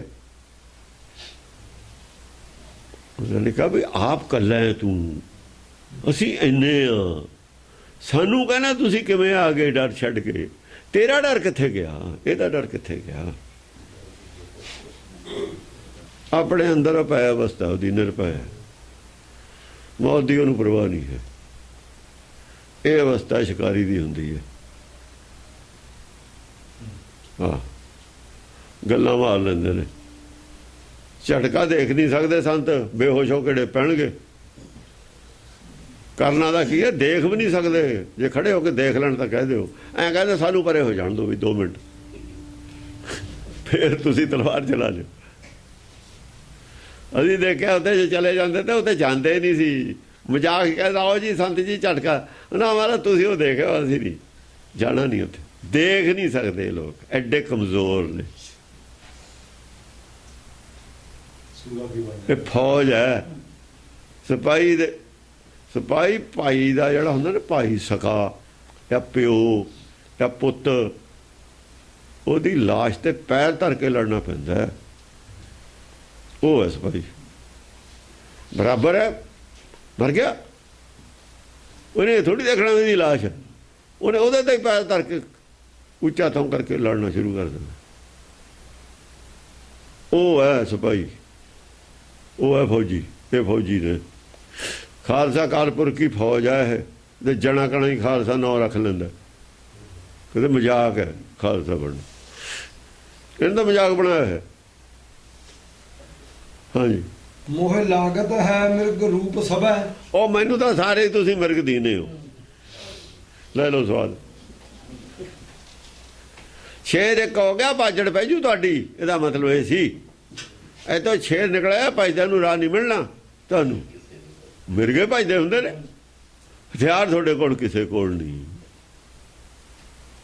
ਫਿਰਦੇ ਹੋ ਤੁਸੀਂ ਜੰਗਲ 'ਚ। ਮੈਂ ਤਾਂ ਆਪਣਾ ਹਥਿਆਰ ਹੈ, ਮੈਂ ਮਰੂੰਗਾ, ਸ਼ੇਰ ਮਰੂ। ਸਮਝੇ? ਤੁਸੀਂ ਕਰੋਗੇ, ਭੱਜੋਗੇ। ਮੈਨੂੰ ਸਾਰੇ ਹੀ ਤੁਸੀਂ ਉਹ ਲੱਗਦੇ ਹੋ, ਮਿਰਗ ਲੱਗਦੇ ਹੋ। ਕੜਤੀ ਫੂਕ ਸੈਨਾ ਹੈ, ਇੱਕ ਦੋ ਆਦਮੀ ਨਹੀਂ, ਉਹ ਇਕੱਲਾ ਹੀ ਹੈ। ਹਾਂਜੀ, ਰਿਖਪਾਲ ਬਿਲੋਗ ਤਿਸੈ ਦ੍ਰਿੜਤਾ। ਜਦੋਂ ਉਹਦੀ ਦ੍ਰਿੜਤਾ ਦੇਖੀ ਵੀ ਬੋਲਦਾ ਕਿਵੇਂ ਹੈ, ਸਾਨੂੰ ਮਿਰਗੇ ਦੱਸਦਾ ਸਾਰਿਆਂ ਨੂੰ ਵੀ ਇਹ ਤਾਂ ਉਹੀ ਹੈ ਜਿਹੜਾ ਮੈਂ ਸਮਝਦਾ ਸੀ। ਇਹ ਤਾਂ ਸਿੱਧਾ ਹੀ ਅਵਤਾਰ ਹੈ ਉਹਦਾ, ਕਾਲ ਦਾ ਹੀ। ਅਸਲ ਸ਼ਿਵ ਅਵਤਾਰ ਇਹ ਹੈ, ਮੈਂ ਨਹੀਂ ਅਜੇ ਹੈਗਾ ਸ਼ਿਵ ਅਵਤਾਰ। ਉਹ ਅਵਸਥਾ ਮੇਰੀ ਨਿਰਭੈ ਅਵਸਥਾ ਨਹੀਂ ਹੈ ਜਿਹੜੀ ਇਹਦੀ ਹੈ। ਕਾਲ ਇਹਨੇ ਜਿੱਤਿਆ, ਮੈਂ ਨਹੀਂ ਜਿੱਤਿਆ। ਜੋ ਕਾਲ ਇਹਨੇ ਜਿੱਤਿਆ ਹੈ, ਕਹਿ ਦੋ ਕਾਲ ਤੋਂ ਜਿਹੜਾ ਭੈ ਹੈ ਜਿੱਤਿਆ ਹੋਇਆ ਉਹਦਾ ਕਾਲ। ਕਾਲ ਪੁਰਖ ਕਾ ਮਰਦਾ ਮਾਨ, ਕਾਲ ਪੁਰਖ ਦਾ ਮਾਣ ਇਹਨੇ ਮਾਰ ਦਿੱਤਾ। ਮੈਂ ਤੇ ਨਹੀਂ ਅਜੇ ਮਰਿਆ, ਪੈ ਪਾ ਦੇ ਦੇਖੋ। ਹਾਂਜੀ, ਗੁਰਮਾਨ ਕਰੀ ਬਹੁਤ ਹੈ ਉਪਮਾ। ਉਹਨੂੰ ਆਪਣਾ ਗੁਰਦੇਵ ਮੰਨ ਕੇ ਉਹਦੀ ਬੜੀ ਵਡਿਆਈ ਕੀਤੀ ਉਹਨੇ। ਹੁਣ ਉਹਦਾ ਉਹਦੀ ਉਪਮਾ ਕਰਦਾ ਸ਼ਿਕਾਰੀ ਦੀ। ਔਰ ਉਹ ਉਹਨਾਂ ਨੂੰ ਮਿਰਗ ਕਹਿੰਦਾ, ਤੁਸੀਂ ਸਾਰੇ ਮਿਰਗੋ। ਉਹਨੇ ਕਿਹਾ ਵਾਕਈ ਠੀਕ ਕਹਿੰਦਾ। ਅਸੀਂ ਜੰਗਲ 'ਚ ਆ ਗਏ ਬਿਨਾਂ ਹਥਿਆਰ ਤੇ। ਜੇ ਸ਼ੇਰ ਨਿਕਲੇ ਆਏ ਦੋ ਚਾਰ, ਇੱਕ ਵੀ ਨਿਕਲਿਆ ਭੱਜਾਂਗੇ। ਫਿਰ ਗੱਲ ਤਾਂ ਠੀਕ ਕਹਿੰਦਾ ਹੈ। ਅਸੀਂ ਕਿਵੇਂ ਮੁਕਾਬਲਾ ਕਰਾਂਗੇ ਬਿਨਾਂ ਉਹਦੇ? ਨਹੀਂ ਸੀ ਸਾਨੂੰ ਆਉਣਾ ਚਾਹੀਦਾ ਇੱਦਾਂ। ਇਹ ਗੱਲ ਦਾ ਨੁਕਤਾ ਹੈ। ਸ਼ਸਤਰਹੀਨ ਛਤਰੀ ਭੇਡ ਕੀ ਨਿਆਈ, ਦਸਮ ਪਾਤਸ਼ਾਹ ਨੇ ਲਿਖਿਆ। ਉਹ ਭੇਡਾਂ ਹੀ ਹੋ ਤੁਸੀਂ। ਉਹਨੇ ਮਿਰਗ ਕਹਿਤਾ, ਭੇਡ ਉਹਨਾਂ ਨੇ ਭੇਡ ਕਹਿਤਾ, ਗੱਲ ਤਾਂ ਇੱਕੋ ਹੀ ਹੈ। ਦਸਮ ਪਾਤਸ਼ਾਹ ਕਹਿੰਦੇ ਸ਼ਸਤਰਹੀਨ ਛਤਰੀ। ਛਤਰੀ ਹੈ ਜੇ ਸ਼ਸਤਰ ਤੇ ਹੀਨ ਹੈ ਤਾਂ ਭੇਡ ਕੀ ਨਹੀਂ। ਇਹ ਛਤਰੀ ਨੇ ਸਾਰੇ ਹੀ, ਕਿਉਂ ਸ਼ਿਵ ਜੀ ਛਤਰੀ ਹੈ, ਤਰਸੂਲ ਰੱਖਦਾ ਨਾਲ। ਤਰਸੂਲ ਸ਼ਾਇਦ ਜਦ ਤੋਂ ਬਾਅਦ ਰੱਖਣ ਲੱਗੇ ਨੇ। ਇਹ ਹਥਿਆਰ ਵੀ ਚਾਹੀਦਾ ਜੰਗਲ 'ਚ ਰਹਿਣ ਵਾਸਤੇ, ਹੱਥ ਖਾਲੀ ਨਹੀਂ ਚਾਹੀਦਾ। ਪਹਿਲਾਂ ਤਰਸੂਲ ਨਹੀਂ ਹੈ ਉੱਥੇ ਕਿਸੇ ਕੋਲ, ਕਿਤੇ ਨਹੀਂ ਆਇਆ ਤਰਸੂਲ। ਪਿੱਛੇ ਤਰਸੂਲ ਆਈ ਨਹੀਂ, ਆਇਆ ਹੋਇਆ ਆ ਤਰਸੂਲ ਇੱਥੋਂ ਆਇਆ। ਉਪਦੇਸ਼ ਦੇਣ ਲੈਣ ਤੋਂ ਬਾਅਦ ਸ਼ਿਕਾਰੀ ਤੋਂ ਉਹਨੂੰ ਮੰਨਿਆ ਗੁਰਦੇਵ। ਕੋਈ ਹਥਿਆਰ ਦੇ ਬਿਨਾਂ ਤੁਸੀਂ ਤੁਰੇ ਫਿਰਦੇ ਹੋ, ਭੇਡਾਂ ਵਾਂ ਭੱਜੋਗੇ। ਸ਼ਿਵ ਸੈਨਾ ਕੋਲ ਤਰਸੂਲ ਇੱਥੋਂ ਆਉਂਦਾ ਹੈ। ਦੱਤਾਤਰੇय ਨੇ ਤਰਸੂਲ ਲਏ, ਫਿਰ ਸਾਰਿਆਂ ਨੂੰ ਫੜਾਏ। ਸ਼ਸਤਰ ਰੱਖੋ ਤਾਂ ਉਹਨੂੰ ਗੁਰਦੇਵ ਮੰਨੇ। ਠੀਕ ਕਹਿੰਦਾ। ਜੇ ਜੰਗਲਾਂ 'ਚ ਅਸੀਂ ਰਹਿਣਾ ਹੈ, ਹਥਿਆਰ ਚਾਹੀਦੇ ਨੇ ਜ਼ਰੂਰ, ਲੋੜ ਹੈ ਇਸ ਗੱਲ ਦੀ। ਇਹ ਤਾਂ ਦੱਸਿਆ ਹੀ ਨਹੀਂ ਕਿਸੇ ਨੇ ਸਾਨੂੰ ਅੱਜ ਤੱਕ। ਨਵੀਂ ਗੱਲ ਦੱਸੀ ਉਹਨੇ, ਗੁਰ ਦਿੱਤਾ। ਹਾਂਜੀ, ਮ੍ਰਿਗ ਸੋ ਕਿੰਨੇ ਐਂਗਲ ਨੇ? 18 ਨੰਬਰ ਹੈ। ਕਾਏ ਐਂਗਲ ਆ ਗਏ ਸਮਝਿਆ ਨਹੀਂ? ਕਿਉਂ ਕਹਿੰਦਾ ਮਿਰਗ ਲੱਗਦੇ ਹੋ? ਹਾਂਜੀ, ਮ੍ਰਿਗ ਸੋ ਜਹ ਕੋ ਚਿਤ ਐਸ ਲੱਗਿਓ, ਪਰਮੇਸ਼ਰ ਕੇ ਰਸ ਜਾਣ ਪਗਿਓ। ਜਿਵੇਂ ਇਹਨੂੰ ਮਿਰਗੇ ਦੀ ਨੇ ਅਸੀਂ, ਹੋਰ ਕੋਈ ਦੀਂਦਾ ਹੀ ਨਹੀਂ। ਇਹਦੇ ਦਿਮਾਗ 'ਚ, ਇਹਦੀ ਤਾੜੀ 'ਚ ਮਿਰਗ ਸੀ ਧਿਆਨ 'ਚ ਜਦ ਬੈਠਾ ਸੀ, ਇਹ ਮਿਰਗ ਪਰੇ ਨਹੀਂ ਹੋਇਆ, ਜੋ ਵੀ ਆਇਆ ਇਹਨੂੰ ਮਿਰਗ ਹੀ ਲੱਗਿਆ। ਜੇ ਪਰਮੇਸ਼ਰ ਕਿਸੇ ਦੇ ਜ਼ਿਹਨ ਦੇ ਵਿੱਚ ਧਿਆਨ 'ਚ ਐਂ ਟਿਕ ਜਵੇ, ਉਹਨੂੰ ਹਰ ਕਿਸੇ ਦੇ ਵਿੱਚ ਪਰਮੇਸ਼ਰ ਹੀ ਲੱਗੂ। ਪਰਮੇਸ਼ਰ ਕੇ ਰਸ ਜਾਣ ਪਗਿਓ, ਘੱਟ ਘੱਟ ਮੈਂ ਹਰ ਜੂ ਵਸੇ ਲੱਗੂਗਾ ਉਹਨੂੰ।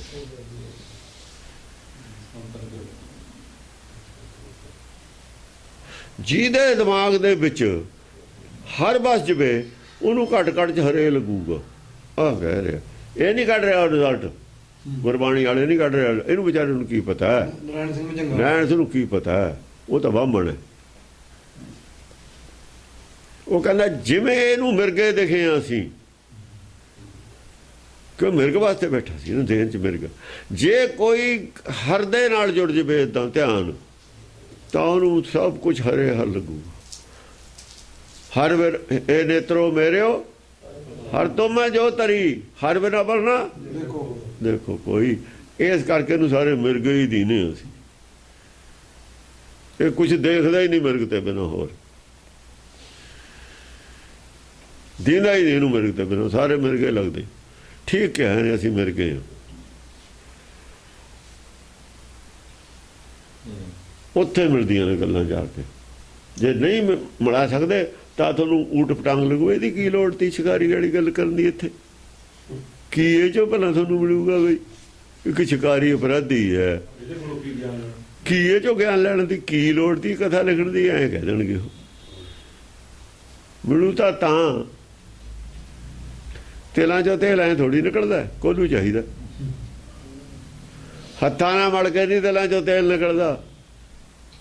ਬਈ ਹੱਥਾਂ ਨਾਲ ਮੜ ਲਾਂਗੇ ਨਾ, ਘੁੱਟ ਕੇ ਵੀ ਤੇਲ ਥੱਲੇ ਆ ਜਾਊਗਾ। ਇਹਦਾ ਨਹੀਂ ਹੁੰਦਾ, ਉਹਦੇ ਕੋਲੂ ਚਾਹੀਦਾ। ਤਕੜੇ ਜਵਾੜੇ ਤਕੜੇ ਚਾਹੀਦੇ ਨੇ ਹੱਥ। ਉਹ ਵੀ ਹੱਥੇ ਨੇ, ਕੋਲੂ ਵੀ ਦੋ ਪਾਸੇ ਨੇ। ਮਜ਼ਬੂਤ ਨੇ ਤਾਂ ਤੇਲ ਆ ਜਾਊਗਾ। ਚਿੱਤਰ ਮਨ ਮਜ਼ਬੂਤ ਨੇ, ਸਭ ਕੁਝ ਮਿਲ ਜਾਊਗਾ। ਇੱਥੋਂ ਮਜ਼ਬੂਤੀ ਉਹ ਹੈ ਨਹੀਂ, ਮਿਲਣਾ ਸੋ ਹੈ। ਉਹਦਾ ਮਨ ਮਜ਼ਬੂਤ ਹੈ ਸ਼ਿਕਾਰੀ ਦਾ। ਜਿਹਦਾ ਮਨ ਹੈ ਮਜ਼ਬੂਤ, ਇਹਨੂੰ ਮਿਲਣਾ ਕੀ ਹੈ? ਜਿਹੇ ਜੀ ਮਜ਼ਬੂਤ ਹੈ ਉਹ ਜਿਹਾ ਮਿਲ ਜਾਊਗਾ। ਉਹ ਬਿਨਾਂ ਦੰਦ ਜਾਣੇ ਤੇ ਤਾਂ ਰੋਟੀ ਨਹੀਂ ਪਾਈ ਚੱਬ ਹੁੰਦੀ। ਹੁਣ ਲੋਹੇ ਦੇ ਚਣੇ ਤਾਂ ਕੌਣ ਚੱਬੂਗਾ? ਬਿਨ ਦੰਦ ਤਾਂ ਕਿਉਂ ਖਾਈਏ ਸਾਰ, ਮੈਨ ਕੇ ਦੰਤ ਕੋ ਖਾਈਏ ਸਾਰ। ਮੈਣ ਕੇ ਦੰਤ ਕਿਉਂ ਖਾਈਏ ਸਾਰ? ਕਿਵੇਂ ਖਾ ਲੈਣਗੇ? ਇਹ ਤਾਂ ਮੋਮ ਦਾ ਸਰੀਰ ਹੈ ਇਹਨਾਂ ਦਾ। ਹਾਂਜੀ, ਮੁਨ ਕੋ ਤਬ ਪ੍ਰੇਮ ਪ੍ਰਸੀਜ ਹੀ ਆ। ਮੁਨੀ ਦਾ ਪ੍ਰੇਮ ਨਾਲ ਜਿਹੜਾ ਹਿਰਦਾ ਸੀ ਭਰ ਗਿਆ। ਕੈਸੀ ਸਿੱਖਿਆ ਦਿੱਤੀ ਹੈ ਸਾਨੂੰ ਇਹ, ਕੈਸਾ ਉਹ ਭੁੱਲ ਗਿਆ ਗੱਲ। ਕੈਸਾ ਆਦਮੀ ਹੈ, ਇਹਨੂੰ ਰੱਤਾ ਵੀ ਅਫਸੋਸ ਨਹੀਂ ਮੈਂ ਤਾਂ ਕੀ ਹੋਣ ਲੱਗਿਆ ਸੀ। ਇਹਦੀ ਅਵਸਥਾ ਉੱਚੀ ਹੈ ਭਾਈ। ਮੇਰਾ ਕਪਾੜ ਖੋਲਤਾ ਇਹਨੇ। ਮੈਂ ਨਹੀਂ ਫੌਜ ਲਈ ਫਿਰਨਾ, ਮੇਰੇ 10 ਚੇਲੇ ਹੀ ਮਾਰ ਦੇਵੇ ਕੋਈ ਜਾਨਵਰ। ਭਾਈ ਕੋਈ ਸੱਪ ਨਿਕਲਿਆ ਆਵੇ, ਅਸੀਂ ਤਾਂ ਸੱਪ ਨਹੀਂ ਮਾਰ ਸਕਦੇ, ਕਾਹਦੇ ਨਾਲ ਮਾਰਾਂਗੇ? ਉਹ ਵੀ ਡੰਡਾ ਚਾਹੀਦਾ, ਹੱਥ ਨਾਲ ਥੋੜ੍ਹੀ ਬੜੂਗਾ ਸੱਪ ਨੂੰ। ਕਈ ਸੱਪ ਮਗਰ ਪੈ ਜਾਂਦੇ ਨੇ ਆਦਮੀ ਦੇ। ਸਿਆਣੇ ਵੀ ਕਹਿੰਦੇ ਸੀ ਨਾ ਵੀ ਜੁੱਤੀ ਸੋਟੀ ਬਿਨਾਂ ਤੁਰੀਏ ਨਾ ਰਾਤ ਨੂੰ। ਉਹਨਾਂ ਦਾ ਪਤੰਦਰ ਜੁੱਤੀ ਪਾਉਂਦੇ ਸੀ ਇਹ ਜੋਗੀ, ਨੰਗੇ ਪੈਰੀ ਰਹਿੰਦੇ ਸੀ, ਨਾ ਸੋਟੀ ਰੱਖਦੇ ਸੀ, ਰਾਤ ਬਰਾਤ ਤੁਰਦੇ ਸੀ। ਸਿਆਣਿਆਂ ਨੇ ਇਹਨਾਂ ਨੂੰ ਕਿਹਾ ਸੀ ਵੀ ਨਹੀਂ ਭਾਈ ਇਹ ਤੁਰਨਾ ਨਹੀਂ ਚਾਹੀਦਾ, ਖਤਰੇ ਵਾਲੀ ਗੱਲ ਹੈ।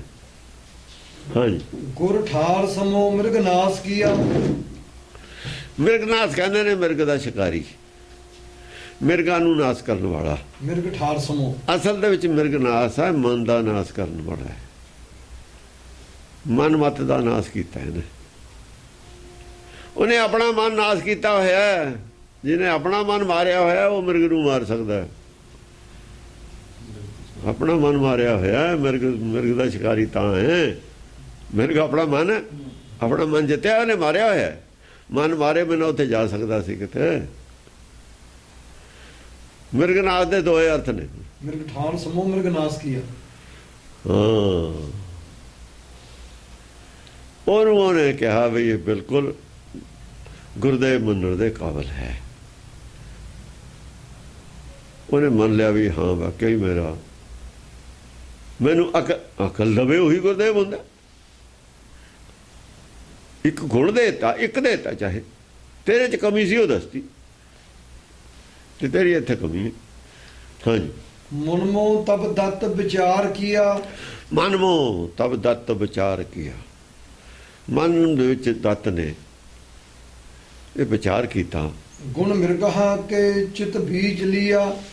ਇਹਦੇ 'ਚ ਜਿਹੜਾ ਗੁਣ ਹੈ ਸ਼ਿਕਾਰੀ ਸ਼ਿਕਾਰੀ ਦਾ ਜਿਹੜਾ ਗੁਣ ਹੈ, ਮਿਰਗਹਾ, ਇਹ ਗੁਣ ਧਾਰਨ ਕਰਨ ਯੋਗ ਹੈ। ਇਹ ਗੁਣ ਹੈ ਇਹਦਾ ਕਿ ਜਿਹੜੀ ਇਹਦੀ ਦ੍ਰਿਸ਼ਟੀ ਹੈ ਇਹੋ ਜਿਹੀ ਦ੍ਰਿਸ਼ਟੀ ਧਾਰਨ ਕਰਨੀ ਚਾਹੀਦੀ। ਇਹ ਗੁਣ ਹੈ ਇਹਦੇ 'ਚ।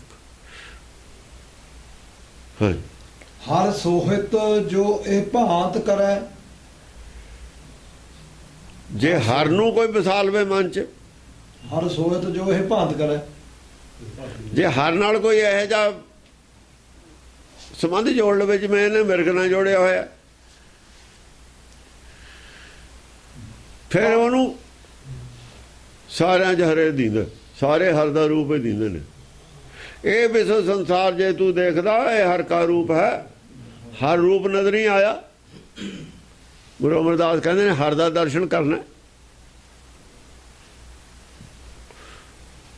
ਕਿਸੇ ਨੂੰ ਕਹਿੰਦੇ ਵੀ ਹਰ ਦਾ ਦਰਸ਼ਨ ਕਰਨਾ ਸੱਚੀ ਮੁੱਚੀ ਅੱਖਾਂ ਨਾਲੇ,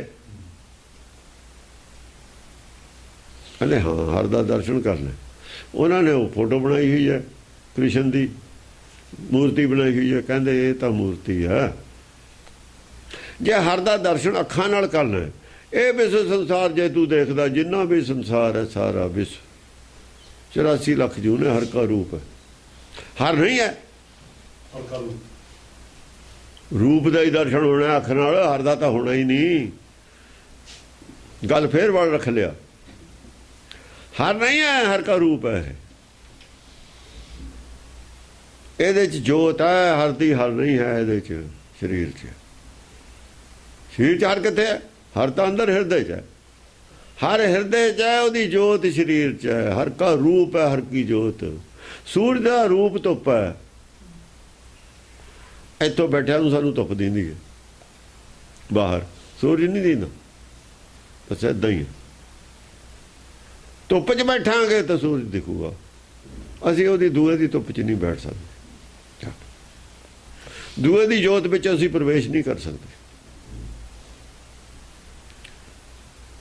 ਦੂਏ ਦੀ ਜੋਤ ਵਿੱਚ ਦੂਈ ਜੋਤ ਨਹੀਂ ਰਲ ਸਕਦੀ। ਇੱਕ ਜੋਤ ਦੂਈ ਜੋਤ 'ਚ ਪ੍ਰਵੇਸ਼ ਨਹੀਂ ਕਰ ਸਕਦੀ।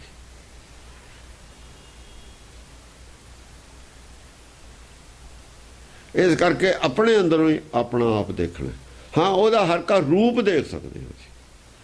ਹਰ ਕਾ ਰੂਪ ਤਾਂ ਸਾਰਿਆਂ ਦੇ ਵਿੱਚ ਹੈ। ਤਿਸ ਦੇ ਚਾਨਣ ਸਭ ਹੈ। ਚਾਨਣ ਹੈ ਜਿਹੜਾ ਉਹਦੀ ਜੋਤ ਹੈ, ਰੂਪ ਹੈ ਉਹਦਾ। ਜੋ ਬੁੱਧੀ ਦਾ ਲੈਵਲ ਹੈ, ਜੋ ਮਨ ਹੈ, ਉਹਦਾ ਰੂਪ ਹੈ। ਨਿਰਮਲ ਹੈ ਜਾਂ ਮਲੀਨ ਹੈ, ਉਹ ਅਲੱਗ ਗੱਲ ਹੈ। ਅਪਰਾਧੀ ਹੈ, ਦਾਤਾ ਹੈ ਜਾਂ ਮੰਗਤਾ ਹੈ, ਉਹ ਅਲੱਗ ਗੱਲ ਹੈ। ਗੁਣਵੰਤਾ ਹੈ, ਨਿਰਗੁਣ ਹੈ, ਉਹ ਅਲੱਗ ਗੱਲ ਹੈ। ਰੂਪ ਉਹਦਾ ਹੀ। ਜੇ ਹਰ ਦੇ ਨਾਲ ਕੋਈ ਐਸਾ ਰਿਸ਼ਤਾ ਪਾ ਲਵੇ, ਐਸਾ ਉਹਦੇ ਨਾਲ ਜ਼ਿਹਨ 'ਚ ਉਹਨੂੰ ਬਿਠਾ ਲਵੇ ਆਪਣੇ, ਤਾਂ ਉਹਨੂੰ ਸਾਰੀ ਜਗ੍ਹਾ ਹਰੇ ਹੀ ਦਿਖੂ। ਹਰ ਬਿਨਾਂ ਵਰਨਾ ਦੇਖੋ ਕੋਈ। ਇਹ ਵਿਸ਼ਵ ਸੰਸਾਰ ਜੇ ਤੂੰ ਦੇਖਦਾ, ਇਹ ਹਰ ਕਾ ਰੂਪ ਹੈ।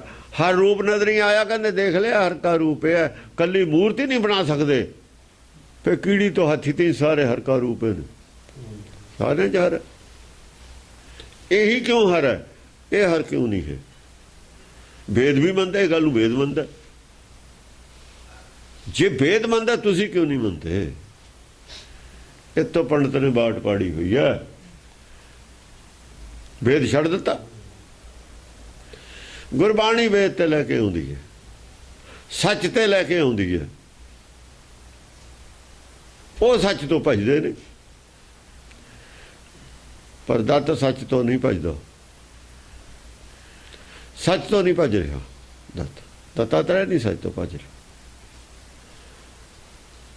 ਸੱਚ ਤੋਂ ਭੱਜਦਾ ਤਾਂ ਉਹਨੂੰ ਕਹਿੰਦਾ ਵੀ ਤੂੰ ਅੰਨਾ ਸੀ ਬਈ, ਤੈਨੂੰ ਪਤਾ ਨਹੀਂ ਆਦਮੀ ਕੀ ਹੁੰਦਾ ਫਿਰ ਕੀ ਹੁੰਦਾ।